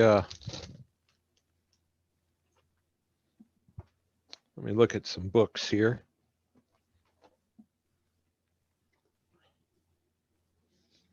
And FYI, just in case you actually want to look at the ridiculousness, that is a Gatling laser, which I fully concede is ridiculous. It's page 76 of the Savage Worlds core rulebook.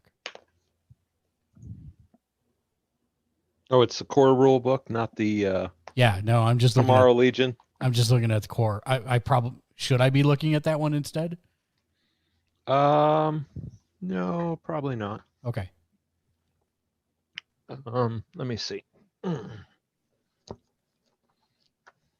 there Gatling even laser. Nice.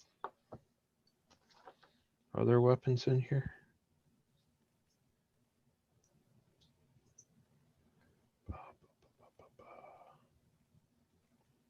No, it is the core rules. Okay. Oh, maybe it's this one.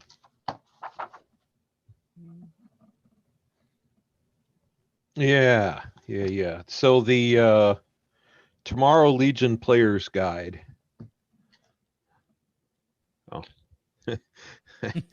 That's helpful. No, it's not.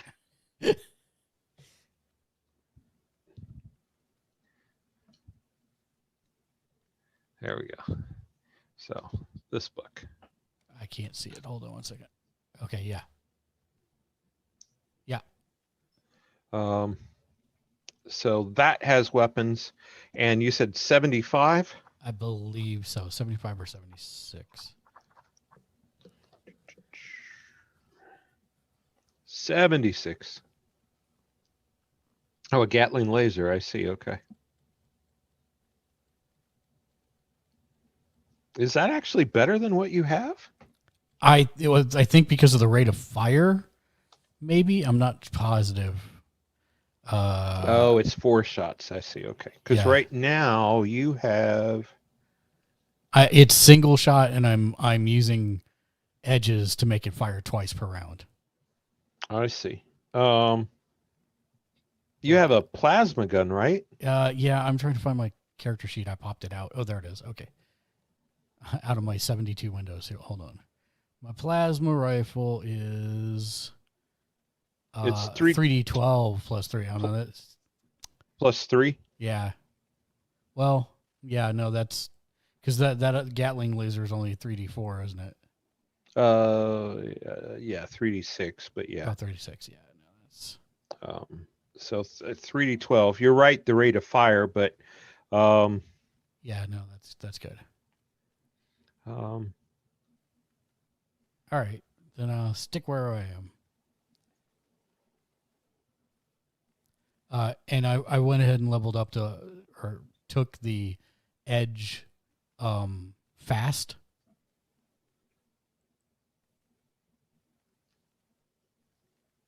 Oh, okay.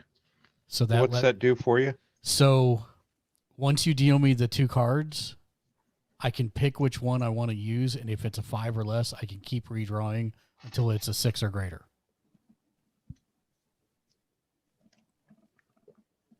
Alrighty. That kind of fits with the direction you were going. Yes. The man. Spending time underwater has made you faster. It was like compression training for Goku. Um, And the other thing that I'd like to try and find, if available, grenades. Grenades. And of course, MREs for us to eat along the way. And Yemlin's taking care of the food. okay, So grenades. Let's see what we have. I just had a flashback to our Traveler campaign when John just wanted to play a normal character, just a normal guy with a box of grenades.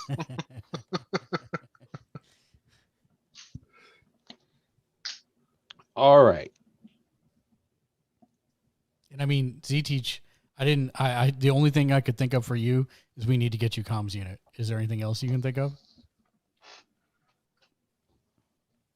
No, that was it. Okay. All things considered, he's pretty happy. Do we need to get you a different weapon or another weapon? I mean, a rifle might be good for. Do they Yeah. have grenade launchers in this game? We give him the noob tube. Yeah, that's always a good idea. Give a grenade launcher. The guy, well, actually, this Z-Teach can shoot. Right. That's why I was thinking. All right, just a second. Let me. I'm still at grenades. Let me catch up. This Z-Teach has a D12 for shooting. Well, there you go. Wow. The closest thing I can find is an M203. Yeah, let me catch up. I'm still at grenades. I'm at grenades and communication. Sorry. So let's come back to that. Quick, throw everything at him. I mean, can we get a lunar lander? Sure, you can get 5. Nice. No takebacks. I'll form the head. In this book, Daniel? Yes. Page 85, and when I say page, I mean the printed page, not whatever page it is in the PDF. 85. Yeah.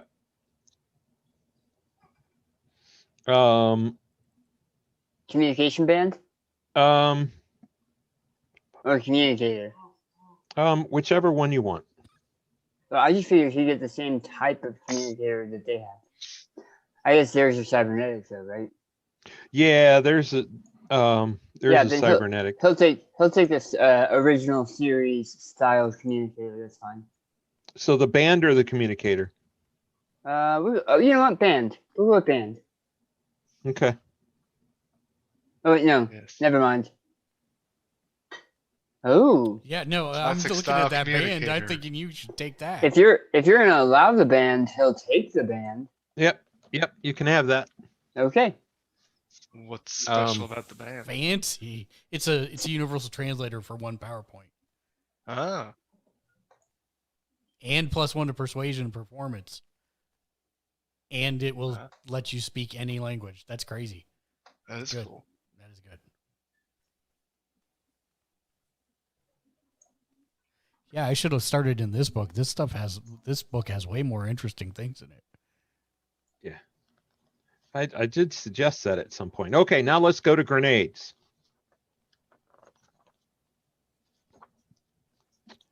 All right.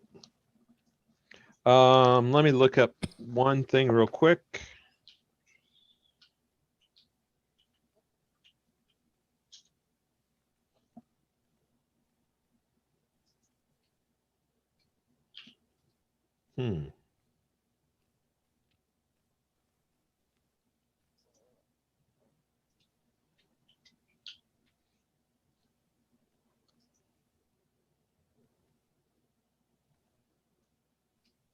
Okay.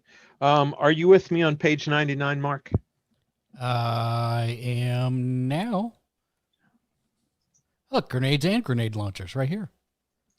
So, go ahead and roll for me, please, sir. Yes, sir. D4 + 2. Okay.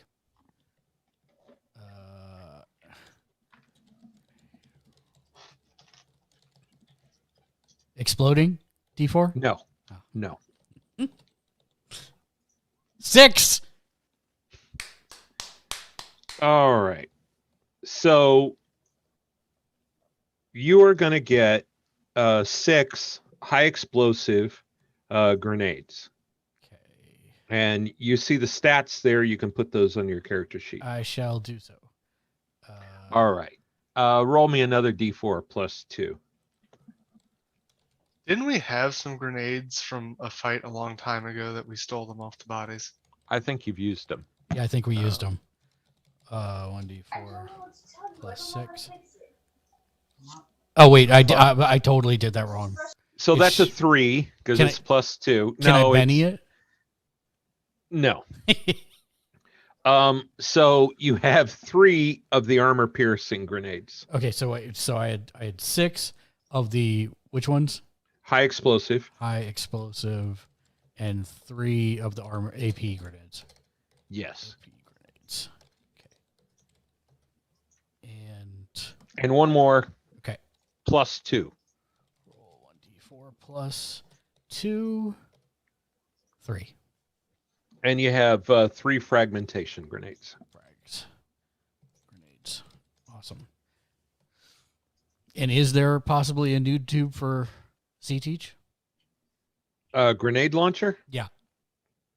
No grenade launchers. Okay. The DOD guys weren't carrying those. Did they have any rifles that he could actually use? They did have rifles. And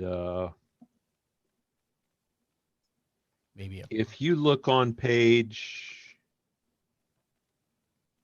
100?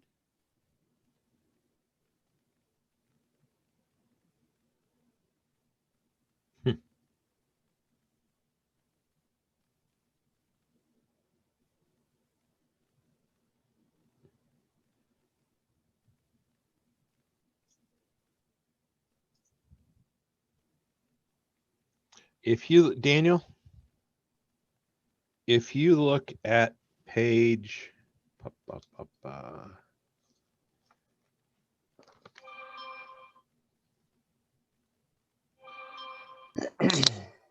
yeah, if you look at page 102, That's the one I was looking at.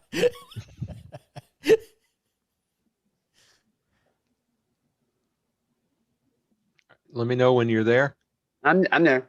Okay. Look at the JA12. Oh, that's higher up on the page than I was looking. What were you looking at? I was looking at the TX50 at the very bottom of the page. Did you see how heavy it is? Yeah, I did. Okay.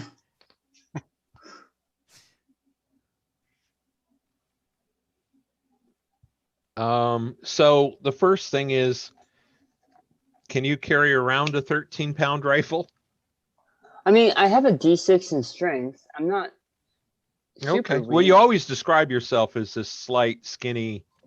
Yeah, because that's how I pictured him. Okay. This one has been through basic and tech school Okay, fair enough. was in the army. All right. So, it's not actually the JA-12, because that's a North America weapon. However, it is a Disciples of Destiny issue rifle that has the same stats as the JA-12. This is in the Tomorrow Legion's player guide. Yeah. It is page 102. Now, Sveta, you could carry around one of those rail guns. Well, except that they weren't carrying them. That's just a small detail. And I think she'd rather use her bow. Probably. Yeah. I actually do have one other legitimate Well, question. just a minute. Yeah, Just a minute. no I'm problem. not done with Daniel Oh, yet. okay.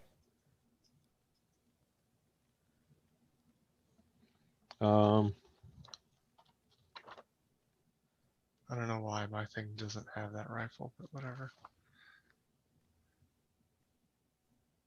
It should, page 102. Are you in the right book? Are you in this book? Make sure you're in the player's guide, not the DM guide. Smart Legion's player guide. It's the Page 102. It's the Are printed. you looking at the printed page number or Yeah, the PDF page number? The printed page number is just like a wall of text. It should be the second rifle down from the top.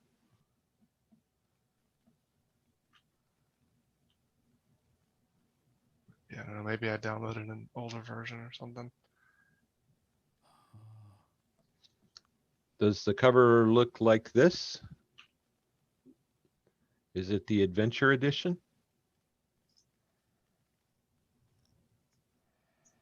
Back to the front page. Yeah, because page 102 for me is no, it's not the Adventure Edition. All right. Well, that there's your problem. Yeah. All right. So anyway, back to Daniel. So Daniel, roll me a D4 +1, or as you were +2.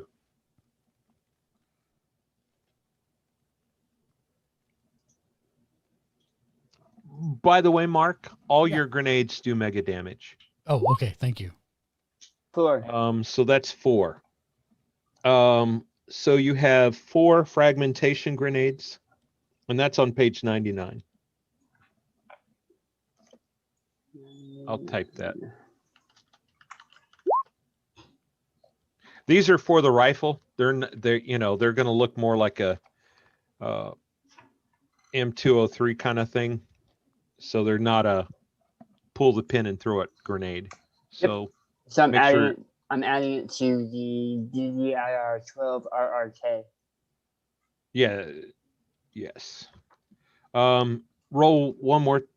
Roll roll one more time. And you have 6 high explosive. Sweet. Thank you.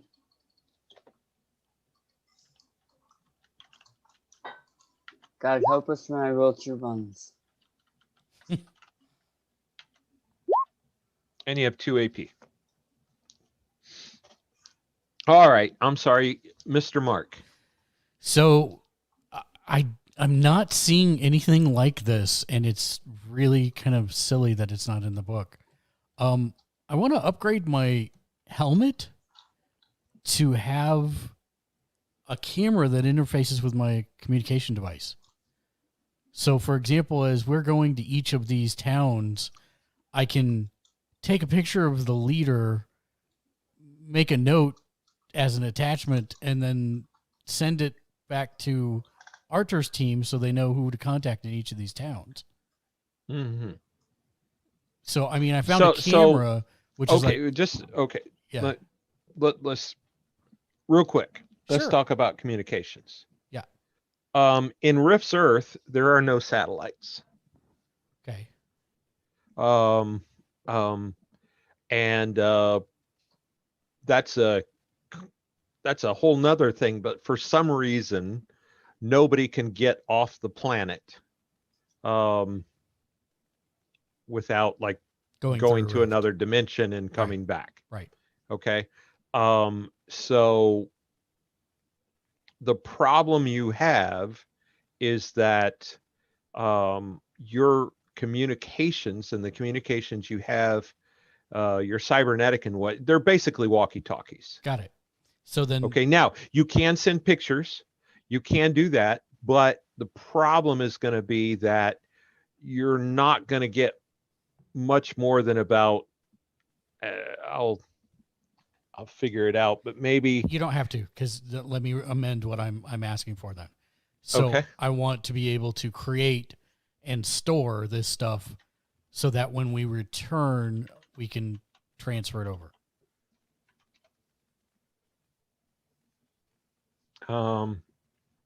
Yeah. So just so that we know, by the way, since the topic came up, the range on your comms that you guys have, unless, let me see if it actually says something contradictory in here before I give a fiat.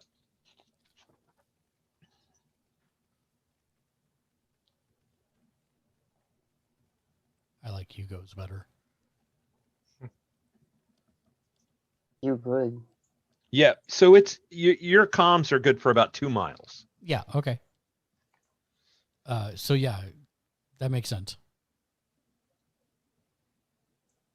So I'm not looking to add to my cybernetics or anything. I'm actually looking to basically install a camera in the suit and in the helmet and be able to store those pictures and interface with my comms device for when the time comes that we can transfer them over. So basically I'm going to make a old-fashioned database. And I'll wait to transfer it till I get back. Right. But that way, the new government has a list of all the people that they should get in contact with at each of these towns.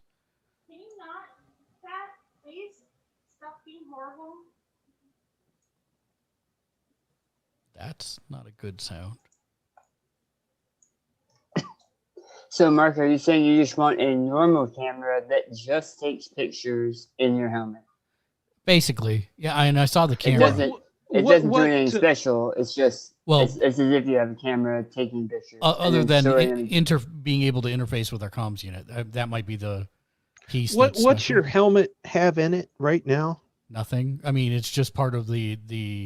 You didn't have any optics or anything? No. Okay. Look at page 86. You had to have some optics, didn't you? Nope. It's a life-saving system, isn't it? Nope. I mean, it seals me in, but that's it. How do you see? Huh? How do you see? It's got a clear visor.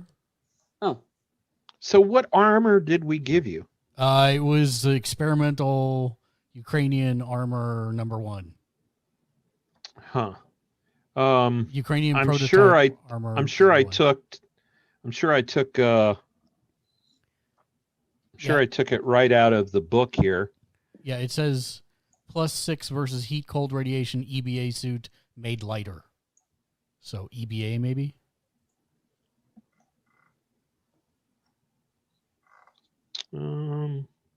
Oh yeah, EBA, there we go. And so it's +6. What's the toughness? The toughness is +2. hold on one second. The toughness is 7. No, the armor's +7. I'm sorry, the armor toughness is 5. That doesn't make sense. It doesn't have a toughness stat on it. It just Oh, I says see. Really? it says protection 7. And that's Okay. it. And minimum strength, D8, It doesn't say that. weight. 15 because it's made lighter. No, I got you. Okay. Yeah, I guess we did make up something. Okay. And because it doesn't make you stronger. I see. Right. Yeah. It doesn't do anything for my stats. It is just Okay. Look at page 86. I am, I think there. Or nope, 84. 5, 6. I am there. Multi-optics helmet. Yes. Now, ironically, when I looked at communications here in the book, Mhm. it did not give a range. Oh, yes, it does. 5-mile range.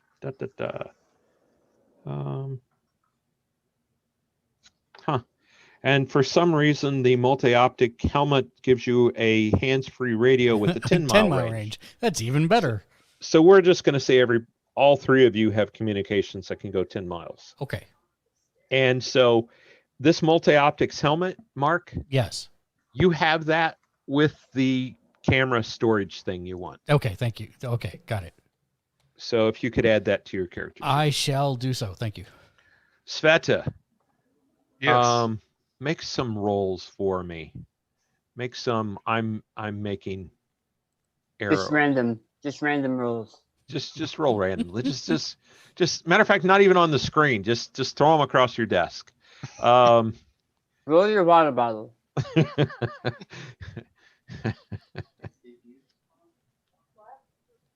So I'm rolling what? Just making. Yeah. Roll your. I'm making arrows. Let me see. I don't know. Let me open up your character sheet. Metalsmithing. Is that how we make arrows? Yeah, that's what we do for any crafting. That's what we've been doing. Okay. Yeah. So we got a 13. I'm going to start mouse hovering just to make sure there's no weirdness in there. Okay. So we got a 13, which is 2 raises. How many arrows were you trying to make? All the arrows. Yeah, apparently. Oh, where is my at least 8? Okay. So you have 8 arrows, and I need you to list these separate. Okay. So if you already have silver arrows listed, you need Yeah. another row of silver arrows. Okay. And these silver arrows are going to be +1 to hit and +1 damage.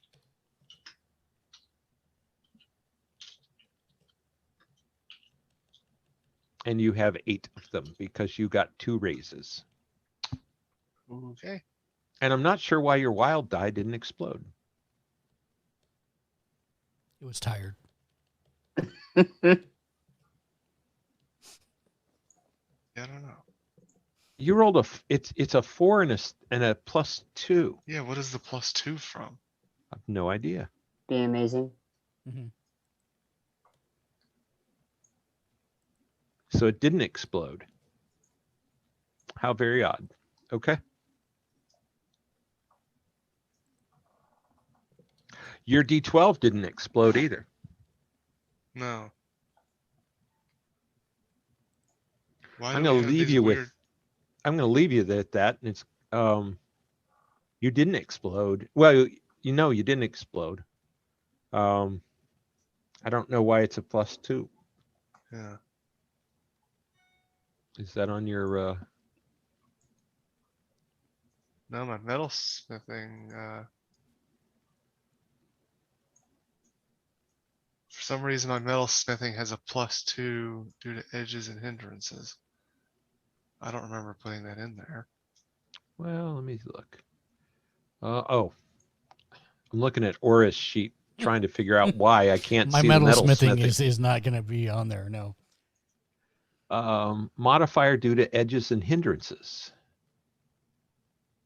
Artificer. Oh, maybe it's Artificer. Oh, did you not? You didn't type everything in there, did you? No. Is that for Artificer? I genuinely don't know.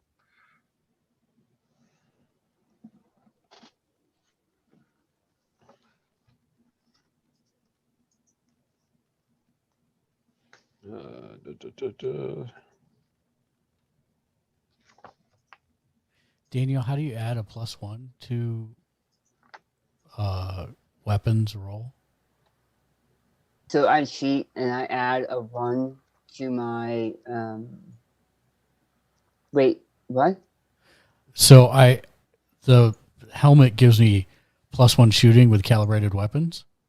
Do you have calibrated weapons? Do I not? I thought I did. I Maybe I did don't. not discuss that. Okay. That Then- might be something for you to work on. That might be something for me to work on. Oh, is that an edge? So Fine. I go up and add a +1 to the end of my shooting skill, so it says D12 +1. Oh. And then and that way when it Smart. pulls that skill, it pulls it back. And you have to Smart. make sure that you only use it with appropriate stuff. Got it. Got it. Yeehaw, cowboy. Where is Artificer from there? Oh, that's background. Never mind. Mm-hmm. Combat. I hate how they have the edges under different categories. Also, when the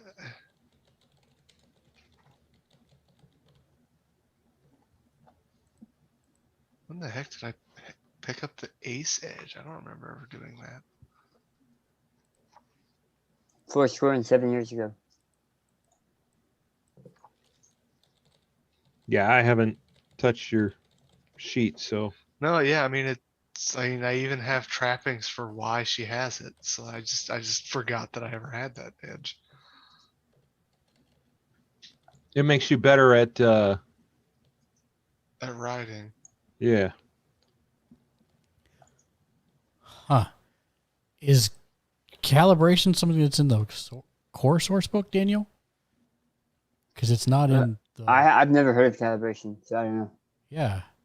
It just means that it's basically that there's computer electronics and what doodah, that your rifle's Bluetooth linked to your helmet. I see.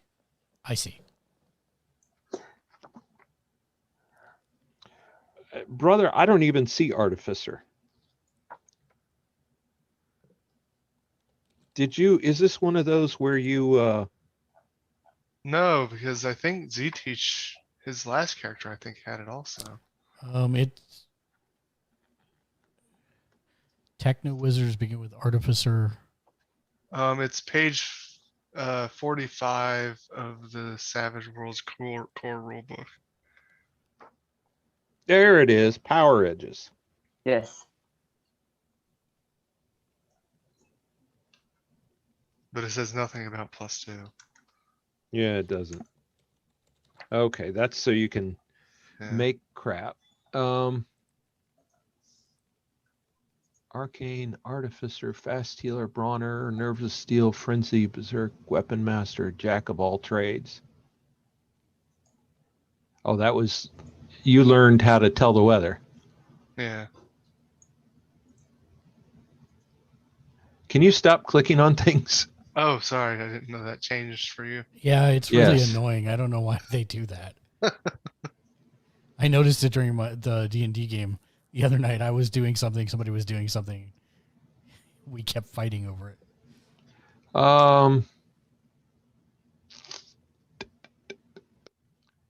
Yeah, I don't see yeah.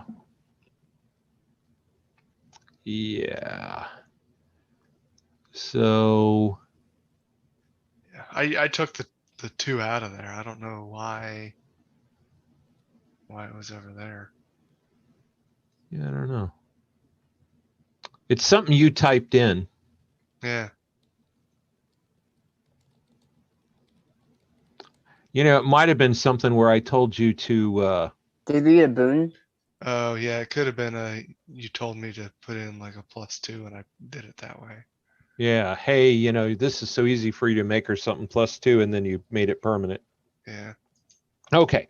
All right. So yes, you rolled, you got 8 +1 to hit +1 damage. Silver arrows. Anything else, Sveta? No, not for now. I gotta think about some stuff. Daniel or Z Teach. You were thinking about your God and knowledge always. I'm good. I'm happy. That was my first Dungeons and Dragons character. I'm thinking about my God and knowledge always. Mhm. Okay. Yemelin, the night before, tells you he wants to give you 2 cyber horses, and he's going to the second one, he's not going to give you a saddle. He wants to put bags on it.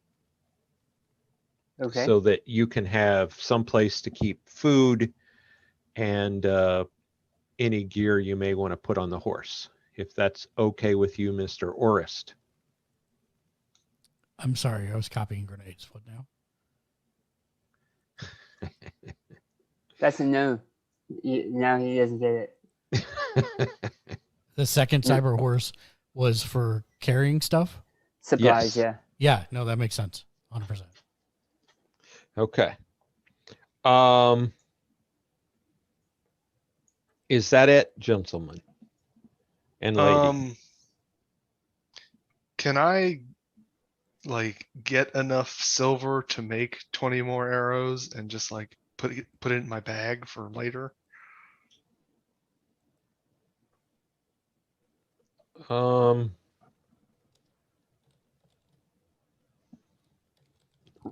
And make a persuasion roll. You are at the right city to get silver. what? What do you roll? I can't see it. A 13. With Uh, a D4, which is That's great. Yeah, let me mouse hover to make sure there's no shenanigans going on here. He's like, Wow. I'm gonna look over that with a fine tooth comb. So he rolled a D4, exploded 3 times, and rolled a 1.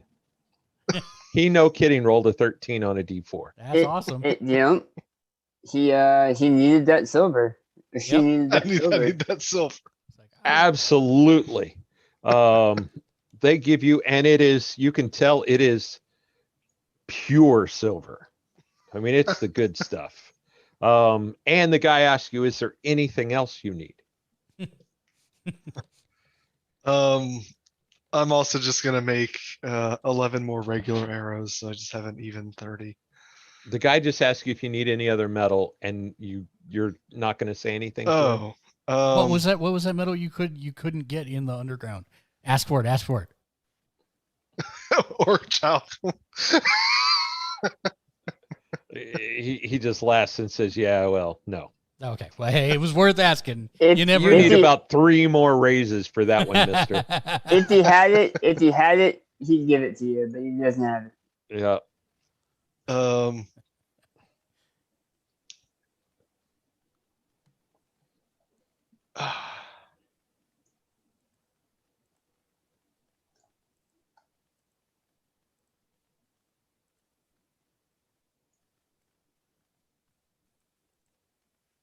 I mean, I could always ask for more metal, but like, do I really need to be carrying that around? Up to you. I'm just asking. Is that all you need?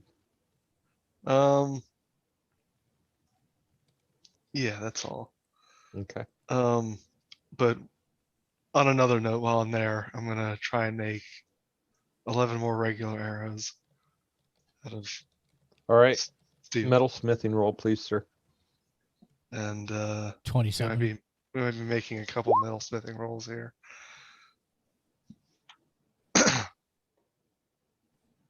All right. And so, yeah, you have your, what, 20 regular arrows, you said? What kind of arrows are we making? Yeah, just regular arrows. All right. Yeah, you got your 20 arrows. Yeah, or 21. 20. Why 21? Because I have 19 on me, and I want an even number. You got your 21. And can I do anything to figure out what this loaf of bread sized killy metal is? I don't know if we Remind ever me where figured that out. came from. That came from the It was the big monster thing that we killed. Yeah, it was just a mega damage armor. I don't know if I didn't have a name of the metal or Hydronium. anything, but it's mega damage. It's a chunk of mega damage metal. It's hydronium. Kaijunium, exactly what it Kaijunium. is.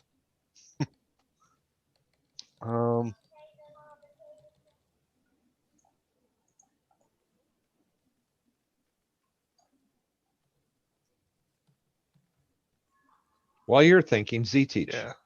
Oh, Mhm. you said you were good. Orist, anything else? So I have 4 microtransmitters. I've had them the entire campaign. Do we know what the range on those are? I'm trying to find them, and I don't think they're in the Legion's player guide. I'm gonna look. What book did they come out of? I don't know yet. It's apparently just not the. Look at your probably 85-ish. Microtrans. I'm pulling that out. Here we go. Standard starting gear. No, I bought them out of my original money. Microtransmitter. Nope. Oh, here it is. Yeah, it just says 12 hours of continuous use, but it doesn't. It's on page What page is this? It's the same 68 of the core rulebook. Of the core rule book. Yes. I was on 67. So it's under surveillance on the right side middle, bug microtransmitter, and 12 hours of continuous use, but it doesn't say what the range is.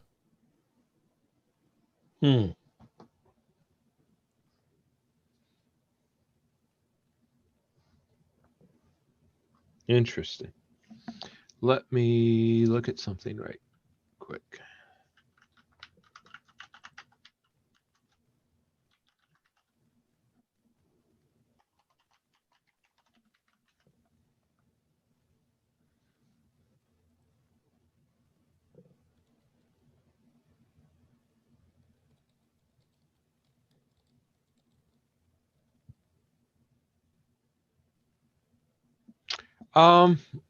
We'll just, to make life easy, unless it's something special and I say otherwise, all communications are 10 miles. Okay. That will make things a lot easier for you. Yes.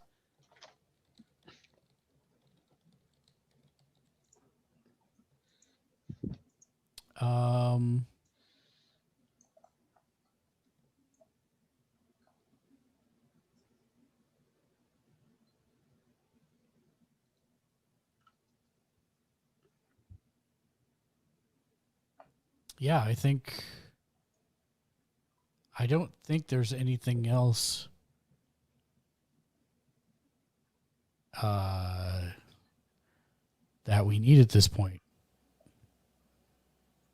Unless I can get my gun, my weapon, my rifle calibrated would be the only other. I don't know what that entails even.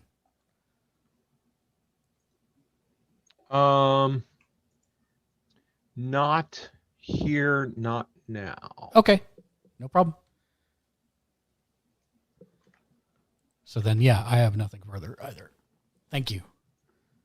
You are welcome, sir.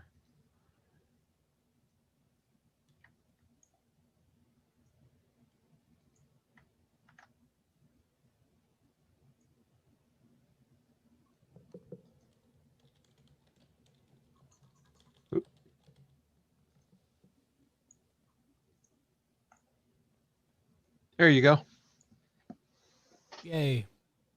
I made a change to the leaders. Yes.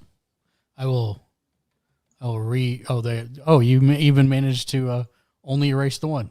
Good job. Oh, okay. I'll need to figure out what I intended to call her.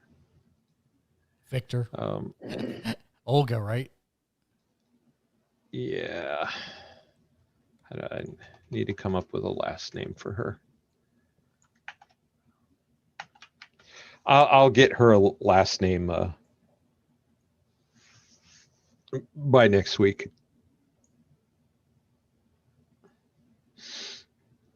Can I take the MDC loaf of metal and make like a vambrace / buckler for my left arm? Okay, what's it going to do for you? Give me slightly better armor for my arm, and bucklers give a +1 to parry. Okay. Yeah, +1 to parry. I'll go with that. I mean, your armor class is already crazy. Yeah. But yeah, +1 to parry. Sure. Go ahead and make a metalsmithing. And that's going to be about it for you for the day, by the way. Yeah. Are you going to want to Benny that, I'm assuming? Yeah. I don't know where I missed there we go. I guess I'm just going to keep spending bennies today.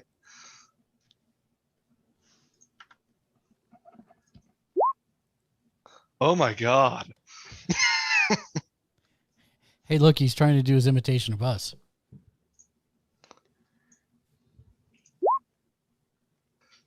Well, that's a success. How could she not? She's only human.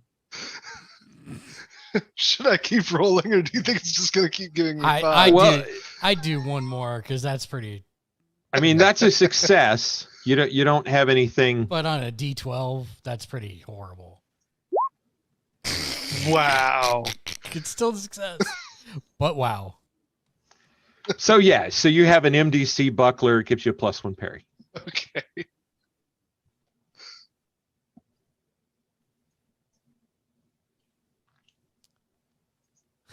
Wow.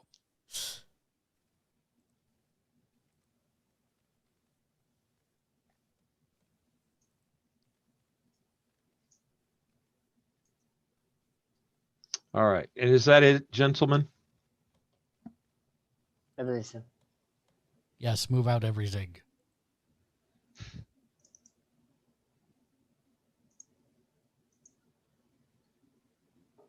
All right. So the next day,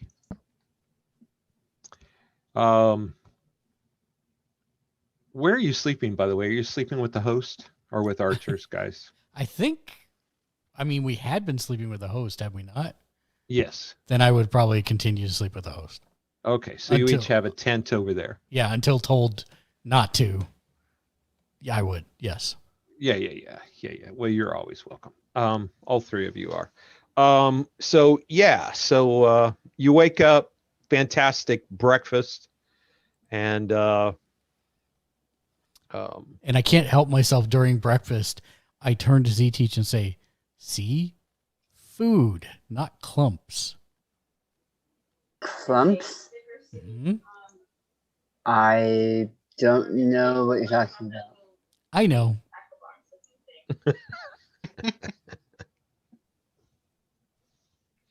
I think perhaps the person who told me to seek you out may have been talking about someone else. I know.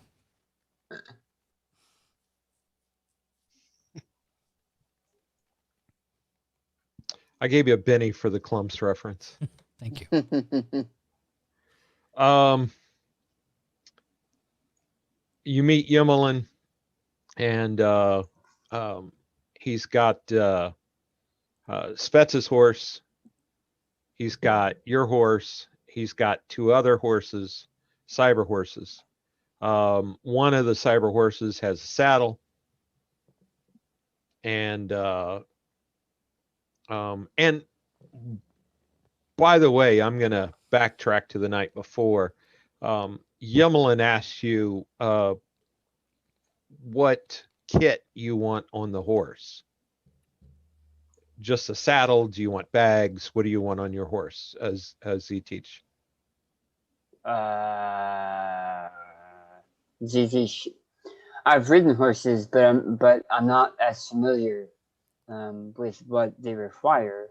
Well, he points at the DoD rifle you have, and he says, "Do you want a holster for that on the horse?" That would be amazing, yes. And something to hold my gear. I do have a lot of experimental gear, but I don't know what what these horses are capable of carrying. I will have something for you. Thank you. I mean, do you remember Okay. that scene from The Matrix where Neo bends backwards? Yeah, I the horses can do that. I do not remember that. That was he. Jerk. Okay, so in the morning you find you've got the a holster basically for your rifle. It's on the right side of your saddle. You also have two saddlebags, and attached to the center of the saddlebags is another bag. Okay. On the second cyber horse, it looks, out of a Western, just like when you had the mule carrying all the bags. You've got the cyber horse just covered in bags. It's probably about 75 pounds of gear. And does it have, do I have to lead it, or does it have Wi-Fi sync? Which, you're I mean, going to have kind of a real question. Yeah, I mean, can you set it to follow mode and it will follow, or do I literally have to lead it? well, these are cyber horses, not robot horses, Right. which Understood. means it's a robot brain. So yes, you're going to have to lead it. Okay. Well, then I will lead it. Yeah, there's actually a horse, noggin in there. Got it. And so yeah, there's a lot of fleshy bits to these horses as well as armored robot bits. So there's food. There are 3 tents on the horses. There's food. There's enough food for 6 weeks. And 3 tents. And what else? Anything else you want on the pack mule? The cyber mule? A lantern. Okay, you got a lantern? So you said 6 weeks worth. 6.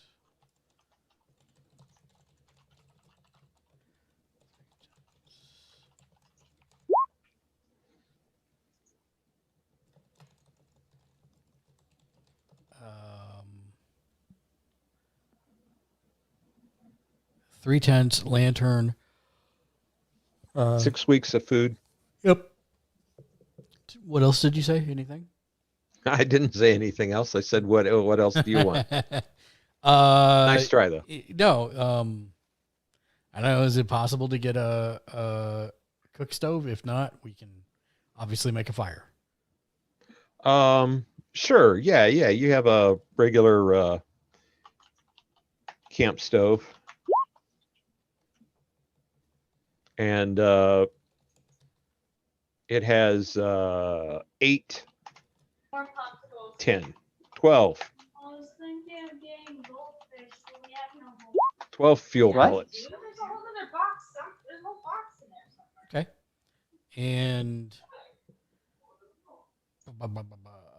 tents, lantern, battery, bedrolls. Bedrolls, 3 bedrolls. 3 bedrolls.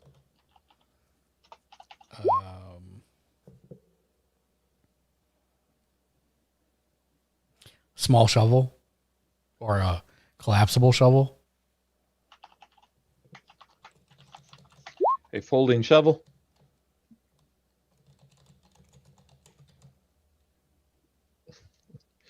Couple pannings, gold panning pans.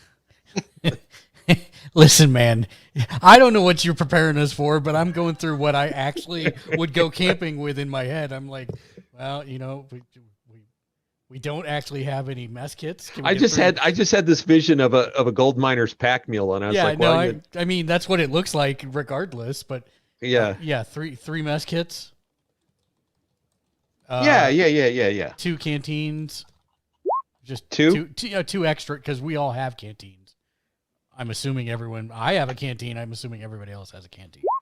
You got Yeah. 3 canteens. Okay. But these were supposed to be extra canteens. Yeah. Okay. 3 canteens. I guess the question becomes how itemized do you want this list? Yeah, that's really, yeah. This game has never been a lot about survival. We're Yeah, going and we could I be here know. for a while. This is why I'm worried, because he's asking. Do you guys have some first aid kits other than the one that Z Teaches made? So here's the deal. Z Teach's first aid kits are so much better than actual first aid kits that I almost... Okay, first aid kit. And I've got some medic kits and first aid. Well, a medic kit and a first aid kit already. Yeah. And I have flares and that stuff already. So, I mean, I'm thinking...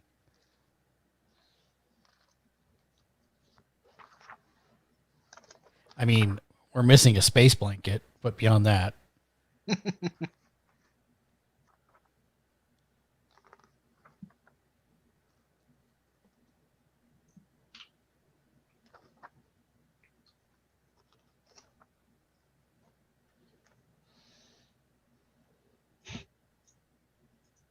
I'm just looking through the gear list.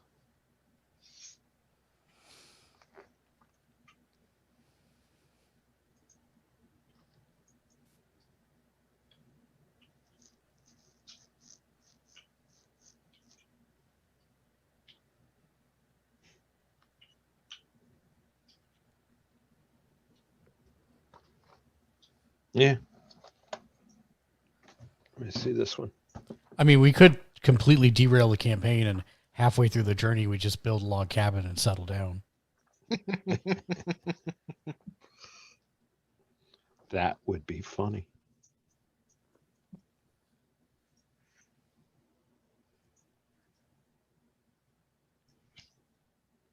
Can you think of Oh. anything I'm missing, Daniel? Other than No. a space blanket for each of us. Other than a space blanket, yeah. You want a Fresh- space blanket? Fresh fruit. We can plant trees along the way. Yay, we got 3 space blankets.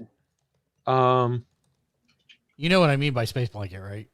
Yes. Okay.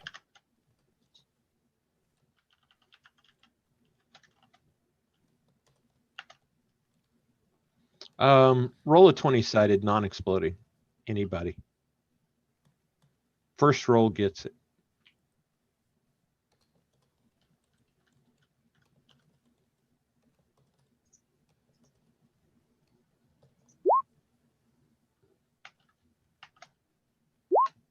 A sack of 8 apples. Oh boy. There's your And- fresh fruit. And if it's possible, a roll of duct tape. Huh.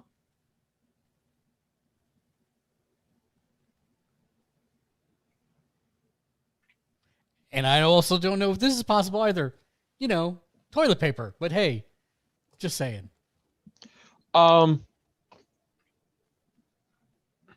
We will just say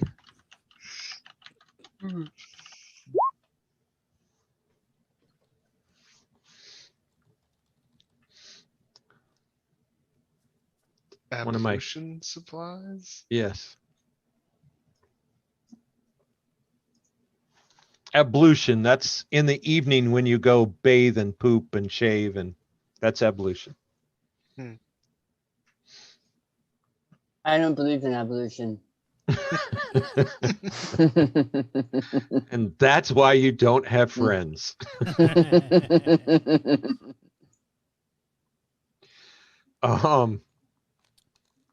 Is duct tape a thing in this world? I threw him for a real curveball. That's, duct tape. I don't. And just FYI, this is why I run fantasy.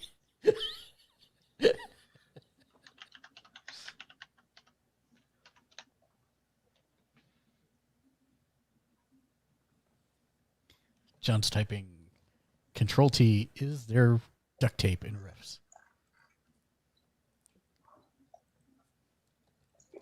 Are there any rift spells that kill players in real life? Let me see. High or low, Mark? High or low? Hi. No duct tape. Yeah, the funny part is if you search for that, all you come back with are people who have used duct tape to mount their On their Oculus Rift. Rift. Yes, Yeah, that's 'cause- hilarious. Yeah, I did that search. That's hilarious. No duct tape. Okay. Well, then I think we're set. Yeah. Although, I keep thinking about it. I'm like, I bet you duct tape would be something that a cyborg would use.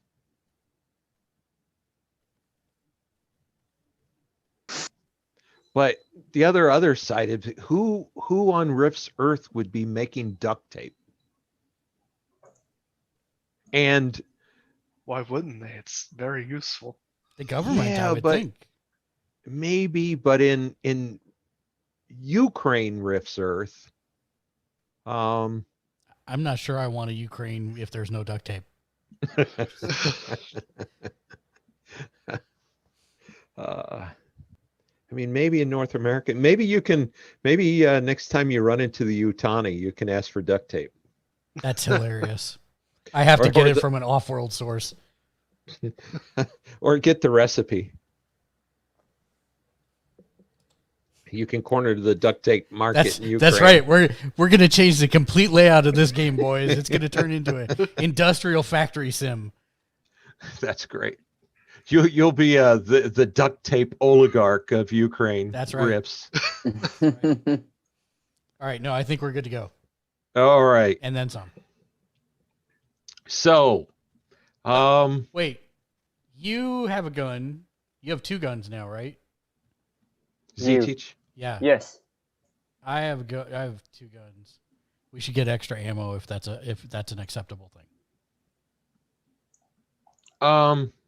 After a conversation revolving us getting toilet paper, now you're worried about ammunition. Hey, you gotta think about the downtime first, and then. You got all the grenades that you're gonna get. No, I meant bullets.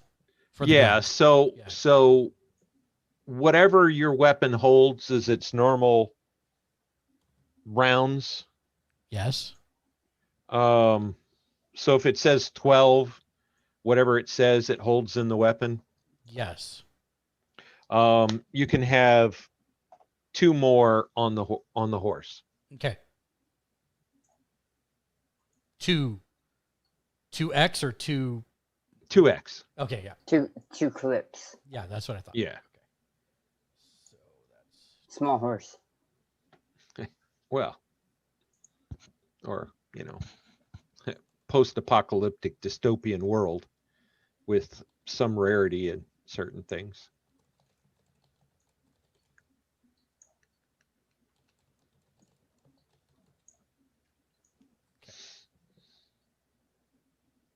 okay, that's really it. All right. So great breakfast in the morning. You have your horses, you have your pack mule, and Her name is Sveta. Wow.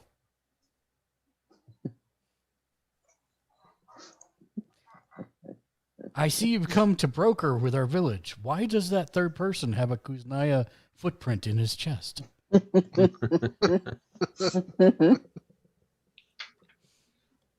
As a warning.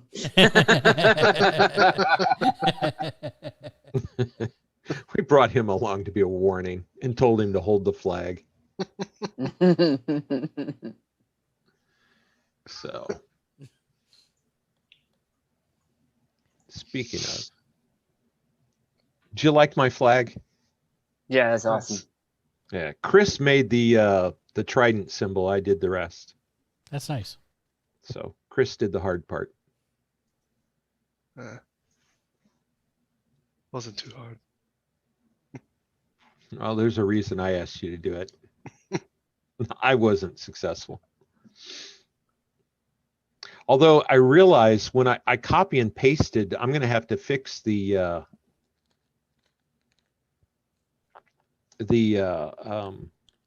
language there. I didn't notice at first. I copy and pasted it, and for some reason, and I don't know if the original was that way or somehow it got messed up, but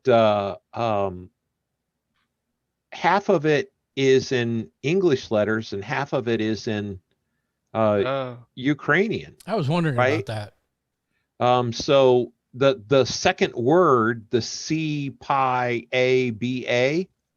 that's Slava. And then the next time it says Slava, it's in English letters.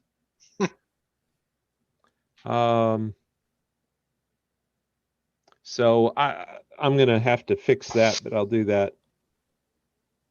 Yeah, I don't know why it did that, but anyway, yeah, I'll fix that. Copy paste error, maybe. I don't know. But with that, I think we will end here.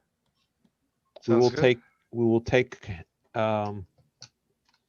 will start next week with you guys leaving Dnipro and arriving at your first stop. Chicken. And we will take things from there. Very good. As always, thanks for watching, everybody. If you'd like to support us on YouNow, you can do so just like Gatsby71977 and Miguel Redman did by becoming fans and sending likes our way. We appreciate it on our quest to get to level 10, which should be pretty quick, I think, ? Face. On Twitch, you can always click that follow button. Or if you're able to, like Mr. J Nice did, you can click the support button or the subscribe button to become one of our rock stars. On YouTube, make sure you hit the like, subscribe, and of course the bell icon to be notified whenever we upload new content, which is almost every single day of the week, Monday through Friday. Last but not least, you can head to our Patreon page at patreon.com/gamersledge, where you can get your name on every single show that we do for as little as $1 a month. For John, for Chris, for Daniel, and myself, thanks for watching. Until next time, game on. Game on. Right. And then...